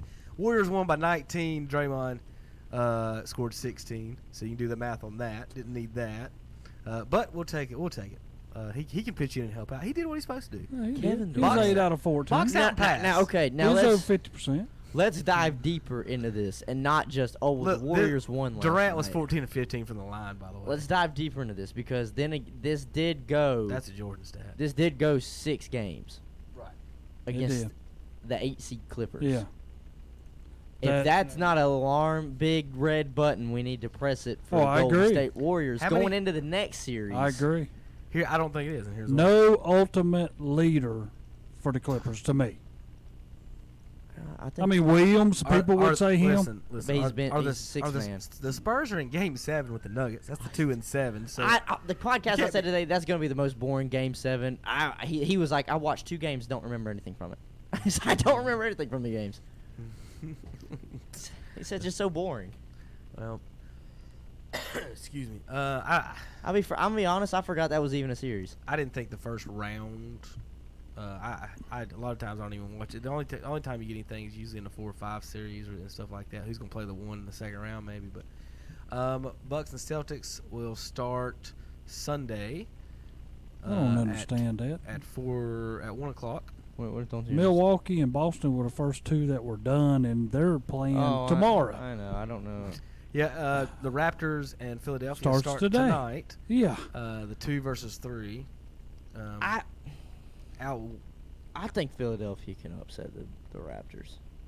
I don't. I think Philadelphia. But yeah, this is my pick. So. Oh yeah, I know that. I think Philadelphia, with all the weapons that they have, think about it. Sometimes Kyle Lowry doesn't show up, especially in the playoffs. That is their biggest weakness. I think that could be a big weakness, especially if all it is Kawhi doing the scoring. Siakam's come around a little bit, but if it's only those two compared to the chances of Tobias Harris, Joel Embiid, Ben Simmons, all of them going for maybe 20 plus, and Jimmy Butler. So you got Philadelphia against Boston in the No, I got Eastern Philadelphia against Milwaukee, and Milwaukee making it to the championship. Who? Milwaukee. Well, all three of us got different ones because I've got Toronto and Milwaukee in the Eastern Conference Finals, and then I like Toronto's roster. But who do you have It's playing so Boston solid. in the NFC or in the East Championship? Toronto. Golden State Warriors start Sunday as well, 3:00. If you want to see absolutely no defense, watch that series. That's gonna be ridiculous. I think if this is it, because Jordan always said it was hard for them to win 3 straight. Golden State's looking shaky right now. I still think they could win the championship, but after what I saw against some of the games with the Clippers, this is the best chance Houston's got to try and take them down right now. I mean, I don't know. And I think if Houston takes them down, I think it's wide open then in the West who makes it to the championship, because I think Portland's good enough to beat Houston. And who come up with the defense against Harden? Let's play behind him. That makes no sense. I don't understand it either. The rules. Two things that have made Harden. I know you don't want him to just step back. They don't want to. They don't want him to. They don't want to like get a little touch foul. Two things about Harden. I hate his game. That have made his game the scorer he is, and it has nothing to do. I'm not saying he's not skilled. He's got all kinds of skills. He's really I agree. Good. But I hate his game. But the rules make the difference. The rules for LeBron, where he can just bully people and you can't hand check anybody, it allows him to go to the lane, and you can't do nothing but try to take a charge. Well, how many $10 million heirs are want to take charges from a 270-pound man? Yeah. It's not going to happen. So you take away basically 2 plays away from him because you don't want to step up and take a charge when you every play. There's a difference between having to do it every play and once every quarter or once a game. Now you got to do it every play because they won't let you hand check. So if you can't hand check Harden, and he sits there and you're going to let him carry, and you're going to let him travel, how are you supposed to guard that, Terry? Yeah, if you couldn't hand check Michael Jordan, and he could take an extra step on every shot, oh my goodness, what the score he would have been? He had 37 a game his third year, and they could tackle him. Last night, Williams for the Clippers walked clean all the way to the goal. It was in the second half. I mean, the game didn't mean nothing, but he took like 3 whole steps and not one thing was called. And even everybody on the sidelines even going, that's a travel. And I was like you a few weeks back. You got me in here and you said, I'm getting tired of saying that. Well, how many times are you going to let guys continue to go beyond what they're supposed to do in the NBA? 3 steps, make the rule. Hey, y'all can take 3 steps now. 3 steps now. You But might as soon as they take that 4th, you better start blowing a whistle. Yeah. And then some of the games now I'm starting to see where we're too much arguing with the refs. The refs are taking a lot. Yeah, and last night they threw a couple techs, but the refs are taking a lot. I mean, you'll see guys cursing them and everything going back down the court, and they're just like they never heard nothing. And that's how you should be. I understand that to a point, but they are starting to take a lot, and nothing's being done. By allowing Harden to carry, and when you allow an extra step.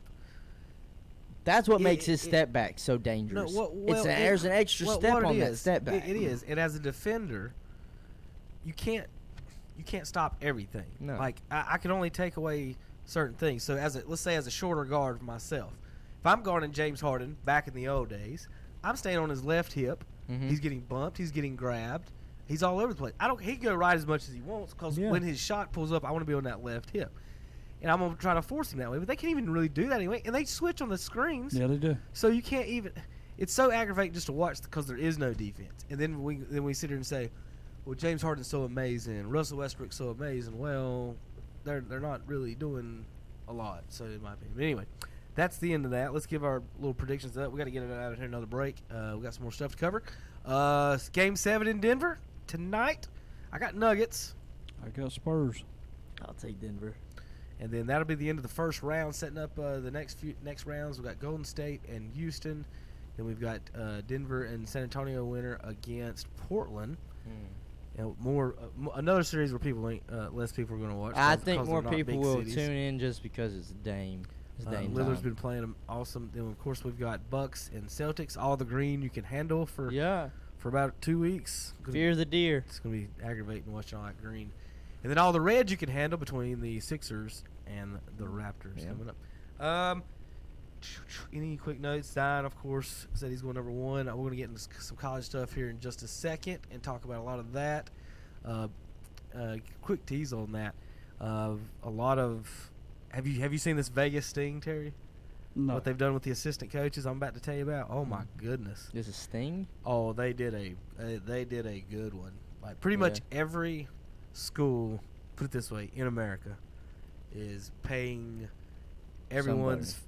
So Zion Williams, everyone that's related to Zion Williams got some cash this past summer. Put it that way. Every single one of them. I believe it. Aunts, uncles, brothers, sisters, somebody got some cash on all this. And for you Carolina fans, will be like, "Ha, that's what I thought." You just signed 4 players last night. You're involved too in all this stuff. So we're going to be careful on it. We're going to talk about that. We're going to talk about Dabo's new deal. We've got Major League Baseball to talk about. We got all kinds of things to go over in just a few minutes on KTC Broadcasting. Country Countdown USA. I'm Lon Helton, inviting you to join me as we count down the week's top 30 with my co-host Chase Rice, who was recently ordered around by John Party. He turned around and was like, "Chase, this is the right way. Now shut up and walk." And I was just like, I just started laughing. I was like, okay. And I shut up and walked. That's Chase Rice this week on Country Countdown USA. Country Countdown USA with Lon Helton. Wednesday afternoons at 1 o'clock on Carolina Country, WCSL, 92.3 FM, 1590 AM, and online at ktcbroadcasting.com. Make Mom extra special by registering her name in the Boss Carolina Country What's Up Shopper Mother's Day Contest. Grand prize winner will win 2 free nights lodging at the Hampton Inn, a dozen red roses, dinner for 2, a free therapeutic massage, and $100 shopping spree at Straps Jewelers in Lincolnton. Register today with no obligation to buy at Dallas American Express Pharmacy on Hoffman Road in Dallas, at Flooring America on Slater Street in Kings Mountain, at Carolina Hardware on the Reedsville Road in Lincolnton, at Hillbilly's Barbecue and Steaks off I-85 in Lowell, at Arnold's Jewelry on South Washington Street in Shelby, at Mitchem's Kitchen on Highway 27 West in Vail, at Love's Fish Box on Shelby Road in Kings Mountain, at Drum's Florist and Gifts in Lincolnton, and at Full Throttle Power Sports on Indian Walk in Lowell, and Basic Finance Highway 74 East in Shelby. The drawing will be held Friday, May 10th at 8 a.m. on the Boss in Carolina Country. Register your mom today. The strawberries are in at Spake Farms in Shelby. Big, red, delicious, juicy, sweet strawberries. Great for ice cream, pies, on cake, or just to eat by themselves. Pick them yourself or get them already picked. Spake Farms, Highway 150 East, a quarter mile above the YMCA in Shelby. The strawberries are waiting for you now at Spake Farms in Shelby. Jace Britton of Cherryville High School is this month's McDonald's KTC Broadcasting What's Up Scholar Athlete of the Month. Jace is a senior at Cherryville High and is the son of Kelvin and Linda Britton. Jace currently plays golf and is the center for the Ironman football team. Jace has a grade point average of 4.5. His advanced courses include English, scientific and visual technology, Microsoft, Excel, business and computer promise classes. His extracurricular activities include the founder of the Frisbee Club. He is a member of the First United Methodist Church in Cherryville. Jace is a volunteer for the Cherryville Area Ministries. After graduation, Jace plans to attend Maryville College to study computer science and play football. He would also like to possibly be a security analyst for a bank. The McDonald's KTC Broadcasting What's Up Shopper Scholar Athlete Award is to recognize a student athlete not only for accomplishments in athletics, but also for overall achievements in the classroom and for overall school and community citizenship. Is the cost of ink driving your profits down? Then listen up. Discount Inkjet and Toner is here to help. Discount Inkjet and Toner specializes in refilling inkjet and toner cartridges. Cut your ink costs by as much as 50% or more. Discount Inkjet and Toner, located on 410 East Franklin Boulevard in Gastonia. 100% satisfaction guaranteed. Isolated and alone? That's how millions of Americans feel while experiencing a mental health crisis. Need to talk? Our providers love to listen. Call us now at 1-888-235-HOPE. That's 1-888-235-4673. Partners, improving lives and strengthening communities in North Carolina. 1-888-235-HOPE. 235-4673. And welcome back to Saturday Morning Sports Talk with KTC Broadcasting to the guys in the studio. All right, time to talk a little Mooney and college sports and some things going on. This is about the FBI investigation, and we're going to talk Dabo here in a second. So what happened is that FBI sting, the title of the article is FBI surveillance videos show how college athletics is a cesspool, but the NCAA doesn't care enough to watch. So they set up a sting in Vegas. They got the nicest penthouse up there in one of the hotels, and assistant coach after assistant coach came in and was basically asking for resources. Terry, what does resources mean? I don't know. You tell me. Cash money. I mean, you know. The FBI. I'll put it how Randy Moss would say it. Straight cash, homie. Yeah. The cash. FBI assistant said that, and they had the handler set up. They set the handler up well. I think that's so funny. They call them handlers. Yeah. Like they're messing with. He said that they have a never-ending. This is the FBI's statements. They have a never-ending need for cash or resources, in the recruiting lingo, that they dole out to recruits, families, AU coaches, trainers, uncles, and anyone else connected to the athletes. Without money, there is no recruiting success, none. That was made clear over and over by every assistant coach who came through. The coaches were especially concerned about having to fight with the sports blue bloods of Duke, North Carolina, Kansas, and Kentucky, and believed they had so much cash and money to spend on the best prospects that these other schools weren't able to compete with. They got a lot of resources, they said, and by that, and they've got a lot of existing relations with agencies, runners, and of course, Nike. In another conversation, co-defendant in the case declared, in some form or fashion, Duke, North Carolina, Syracuse, Kentucky, all of those schools are doing something to help pay those kids. That's just part of the space. That space is what begat this space. And it starts talking about their meetings there on the Vegas Strip.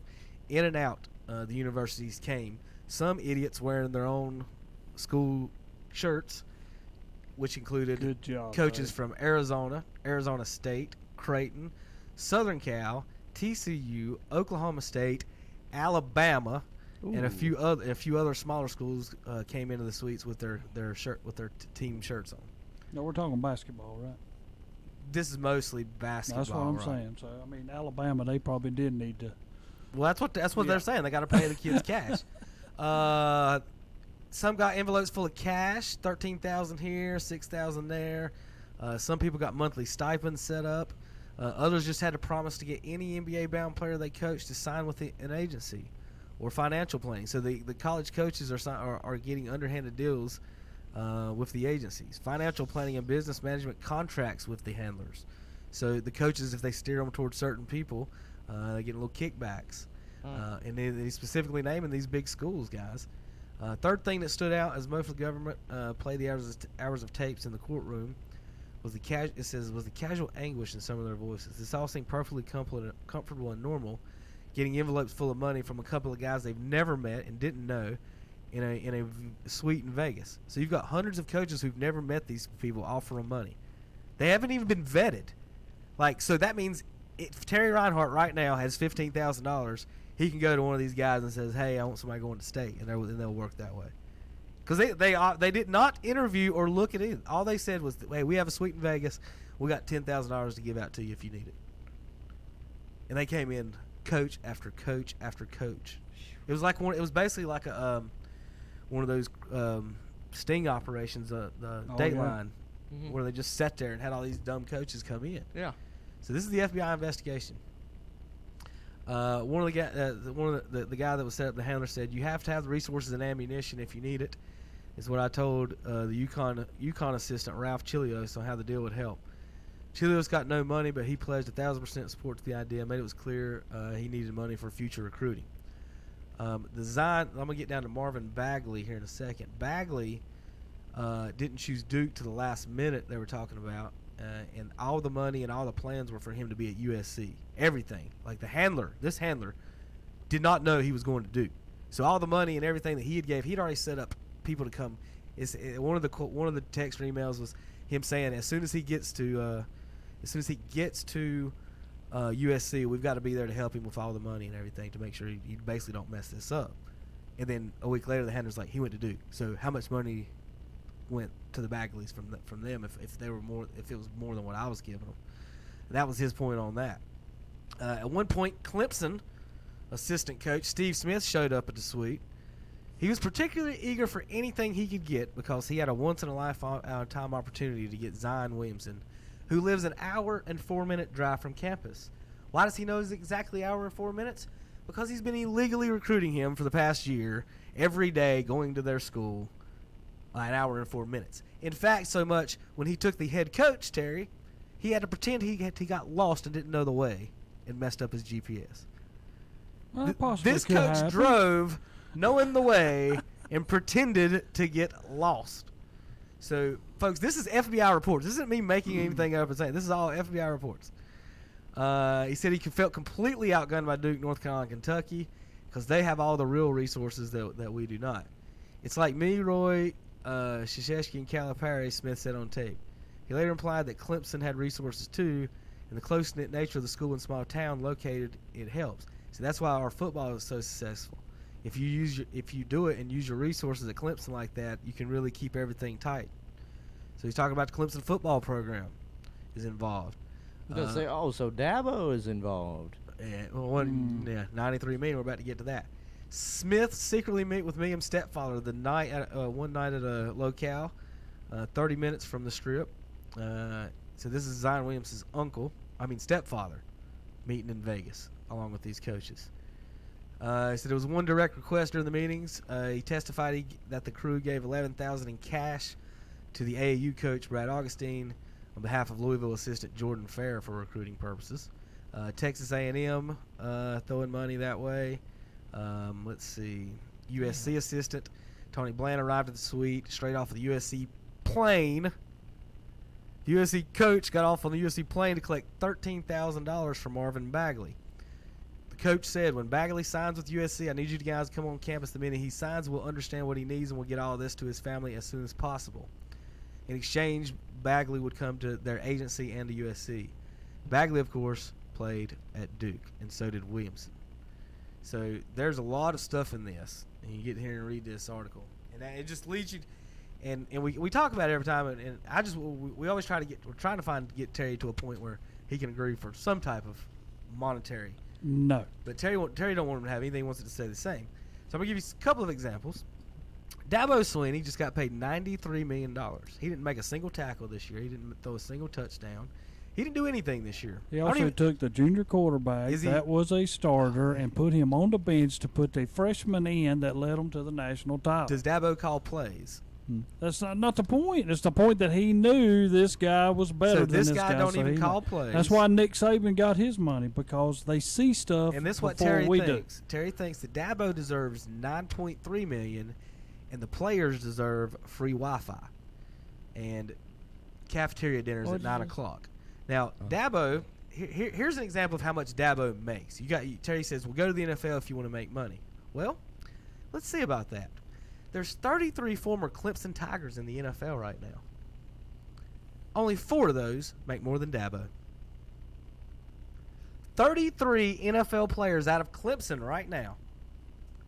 Only 4 of them make more than Dabo Swinney. That is insane to the point of I don't even know how to describe how insane that is. For the money, those 33 former players total, so that's 33 players for 1 year. That's 33 years of football play, right? For 33 years of football play, those players will be paid a grand total of $117 million, risking their brains, their bodies, and everything. 33 players divided into 117.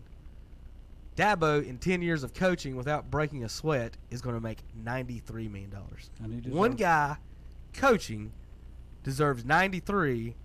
The 33 other guys playing only get 117. And you think that's fair? Yes. I agree, because, I mean, this guy's going to put his name on every recruiting visit that these guys make for you to come. He's going to be like Nick Saban, and people always complain about Alabama. He's going to do what Nick Saban's been doing, where all the top-notch players are either going to go to Clemson or they're going to go to Alabama, one or the other, unless somebody else steps up and can compete with them. But I just told you they're going to Clemson because they're paying them, not because of Dabo Swinney. That we going to basketball and all that stuff. No. That just said football. That guy just said football. I mean, so they're going there because of the resources. Terry, say I'm selling a T-shirt that's got your name on it. Would you not want some compensation off of it? I'm selling a T-shirt with your face on it. You're selling a T-shirt that has a number on it. You're not selling that T-shirt with my name on it. Okay. You are selling a T-shirt. That's the reason when I walk in I know here he makes a good point and on people that. ask me, they say, Terry, how come you don't have jerseys? I never wear another man's jersey. I'm almost, like Andre. I mean, you know what I'm saying? I mean, why would you? But if I walk in here and I got a state jersey on it, what does it have on the back of it? North Carolina State. I pull for the whole university. It's not one individual. It might have a number 32 on it, and you can go back through state history and pick out who number 32 was in all the previous, and some of them were elite players, but that does not mean I'm representing that player. I'm representing North Carolina State. You got to have a number on it. Who's could it be a number one? Then why don't college? If that's the case, then why don't the college team sell every jersey with 99 on it? Yeah. If it doesn't matter what number it is, then put 99. North Carolina sells jerseys with 23 on it for a reason. Well, they do. They do. Because the first thing that comes in anybody's mind is Michael Jordan. Right. Okay. That's just like What's if the you difference? pull out the two jerseys, whether they're the light blue or the dark blue, first thing people in North Carolina thinks, Carolina or Duke. Don't matter what's on the jersey, it's what the colors are. Let's do some quick math on Dabo and his players. For $93 million, 10 years, 100 players on the roster. That's $93,000 per player per year.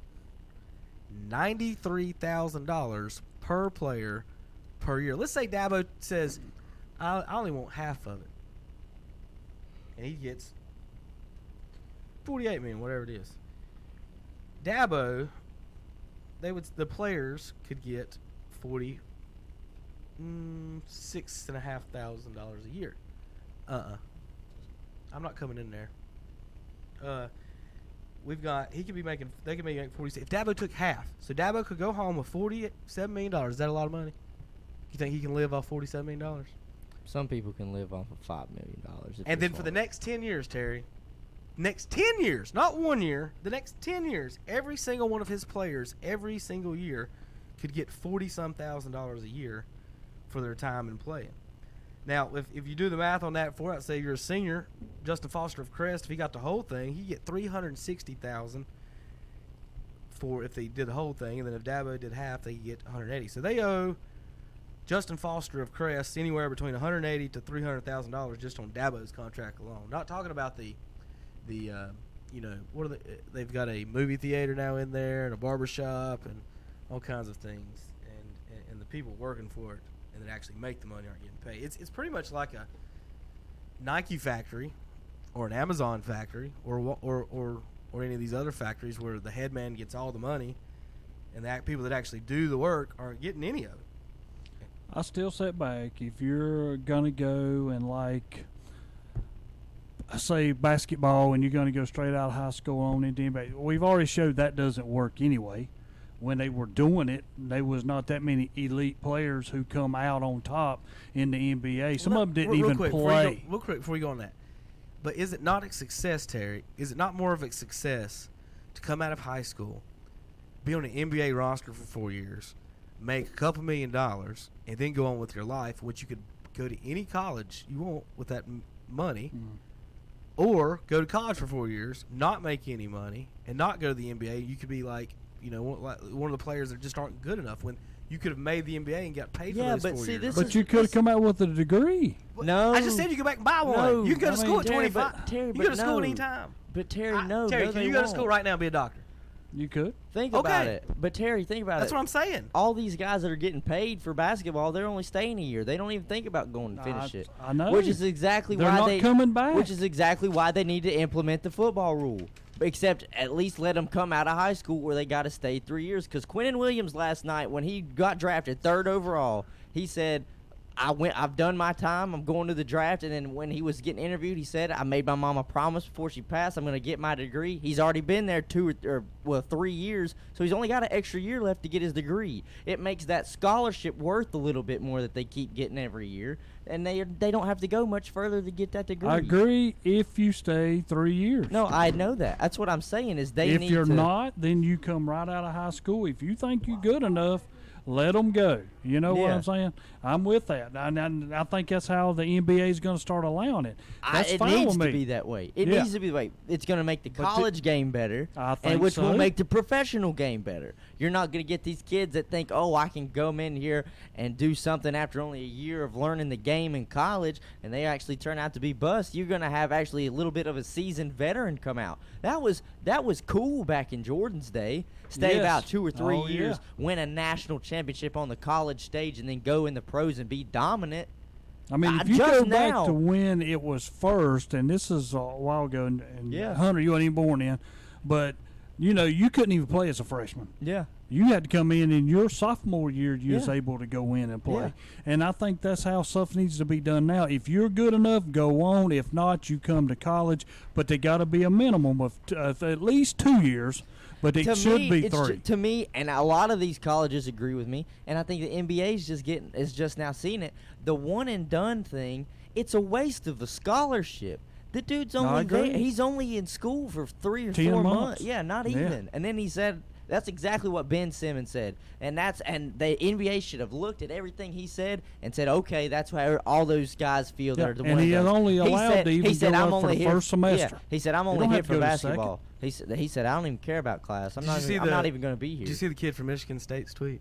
Which one? The one that got that's entered in the draft. I can't remember his name. He announced he's Is entering it the Cassius draft. Winston? Or is he staying? Let me see if I got on the picture. I don't know. But the funniest thing ever was, we'll just go back to tournament time whenever, who was it? I think it was the guys from Iowa. They took one of the NCAA March Madness mats that had the NCAA had put out there, and they said, you can get this back if we get compensation. I thought that was hilarious. He's like, we'll give you this back if it means so much to you, but you're going to have to pay us for it. All right, I got a bunch of other news and notes. I kind of want to roll through a lot of this stuff. Yeah. Go ahead. NCAA got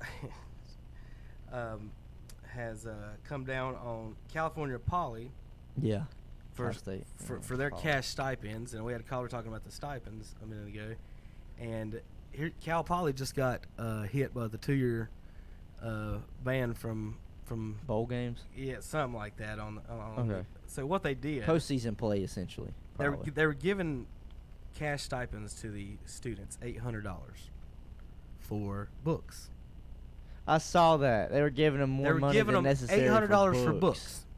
Apparently, the books only cost $650.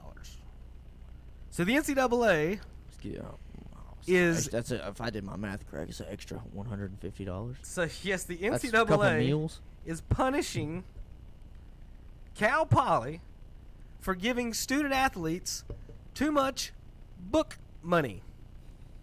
North Carolina had fake classes and hasn't got anything. I know. Cal Poly gave the students extra book money. Not like $1,000. This ain't questionable money. It's like $5,000. $174 worth of extra book money, Terry.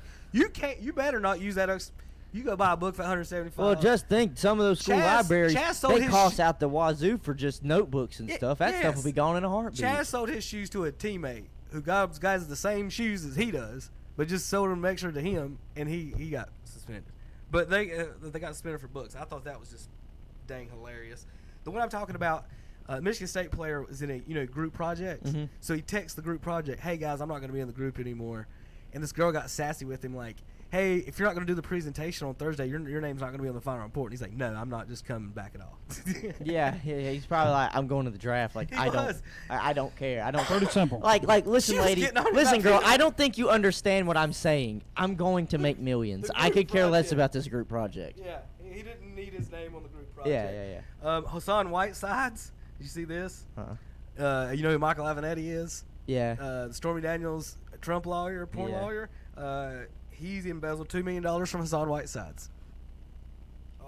Isn't that the guy's trying to, bring all this light, like Nike paying people as well? He was trying. He's going to bed for embezzlement. How about jail for embezzlement? Nick Bosa's great grandfather, who took over as mob boss from Al Capone.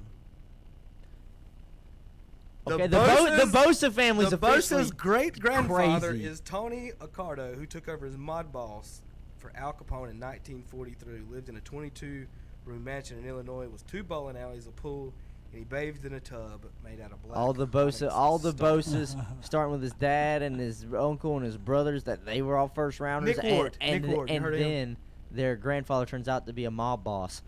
What does this family not do? The Gronkowskis have nothing on them. Neither do the Watts. Nick Ward is the player of Michigan State. He said, "Hey, this is Okay. Nick Ward. Sorry for the inconvenience. I'll be leaving and will not be able to presentation of the class. Okay, are you coming to class today? You should help with the analysis in PowerPoint if you expect your name to be on the presentation. LOL. No, I'm done with class. See you guys completely take me. Yes, you guys completely take me off that." That's got to be a great She probably feeling. had no idea. Yeah, she was probably like, "What? What do you mean? You're dropping out? Like, no. Yes. Yes. That is my choice. Jack Yes. Hollifield got an offer from Michigan. Mhm. And here's one of my favorite tweets of the weekend. This is the Mavericks fan page. Okay. Dallas Mavericks fan page. Okay. Somebody who's a LeBron James fan Yeah. put point guard 2008 LeBron, shooting guard 2009 LeBron, small forward 2015 LeBron. You get where I'm going. Power forward 2014 LeBron, center 2013 LeBron. He said, name a better starting 5. The Mavericks came back with 2011 J.J. Barea, 2011 Jason Terry, 2011 Sean Marion, 2011 Dirk Nowitzki, and 2011 Tyler Chandler. Come get some. Yeah. So those are my fun tweets of the weekend. I think I got all my information through. Terry, you got any other news and notes, anything? No, just coming up Talladega. We don't want to forget Talladega tomorrow. They're doing the Or- qualifying today, though. Ain't they? They haven't finished. I was trying to read up on that last night and couldn't find It's anything. anybody's race. Anybody can win it. There you That's, You know. All right, one other news note. Dwight Howard trade happened 7 years ago. Okay. And the Magic won a playoff game before the Lakers did. Yeah. Philadelphia got Andrew Bynum in that trade, tanked so hard for 4 years that the NBA changed the tanking rules, and they still have more playoff wins than the Lakers. than the teams involved in that trade, the Lakers, Magics, and Nuggets. Philadelphia, who tanked for all those years, and then Dwight Howard traded in the Magic-Lakers game, and then the Magic won a playoff game before the Lakers. Do you ever sit back and think about the tampering stuff and everything that the NBA did with Chris Paul? Him not wanting to go to the Lakers, et cetera, and everything that was going to happen there. Do you ever sit back now and think about what if that would have happened? Well, no, because would that have made the Lakers? No, because the league lets LeBron do LeBron it might have been, every day. LeBron might have been a Laker 5 years ago. Maybe that's true. If Chris Paul ended up on the Lakers, LeBron could have been a Laker 5 years ago. What makes it so crazy is they won't hit LeBron at all with the tampering stuff, and I'll end with this.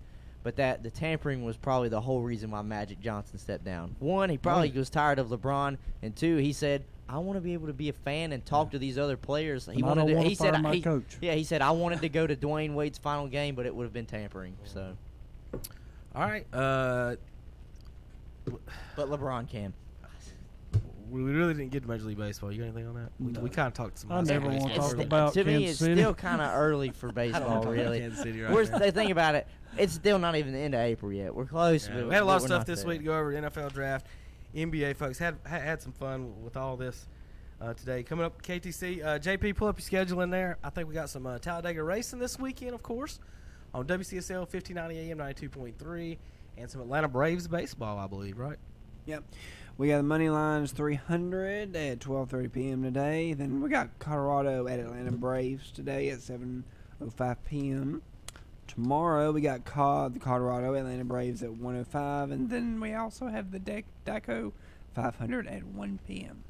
We've got this weekend Manio Mitchell, Crest High School. He stops by on our broadcast when he comes to football games. I love talking to Manio. He's such a nice guy. He'll be competing in the we're trying to qualify for the 2020 Tokyo Olympics this weekend. Well, thanks for our caller a minute ago talking about South Carolina. He said that they do have $1,000 stipends. I'm not that's nice, but I'm wanting more. Yeah, it's a lot. They're owed a lot more. We do all the math on it and everything, and then you realize who's getting paid what, the presidents and stuff are not actually doing stuff, and not, like I said, $9.3 million to not he's not even a play caller. Dabo is, and I don't know. And with all the money going over the table with the Nike stuff and the Adidas stuff. Yeah, I just think he's $9.3 million for being a great public speaker because he's able to get these boys to commit. It would be in like Hunter was saying, it would be so much easier if you just said, hey, think about the scholarships, because a scholarship at Duke is not the same as Carolina. You're paying $50,000 or $40,000 as opposed to 10. Right. So I would say the NCAA needs to set a standard of this. I agree. How about if you get a scholarship, a NCAA Division I scholarship that's worth $50,000? Yes. You can spend it however you want. Yes. So you qualify for your scholarship. If Duke, whoever wants to give you your scholarship, and then whatever money Duke says you owe them, you pay them, and then you keep that money. And then the jersey sales definitely needs. If you're selling a jersey while I'm there with my number on it, we all know what's going on. Especially with Duke and Zion. Everybody's getting the Duke 1 jersey. Come on. Come on. And reminder, before we go, Louis Riddick, NFL expert and former front office, picked the Cleveland Browns to go 16-0 this season. We'll see you guys next week on Saturday Sports Talk, KTCBroadcasting.com. It's the 22nd year of the Foothills Merry-Go-Round Festival this Saturday and Sunday at the Shelby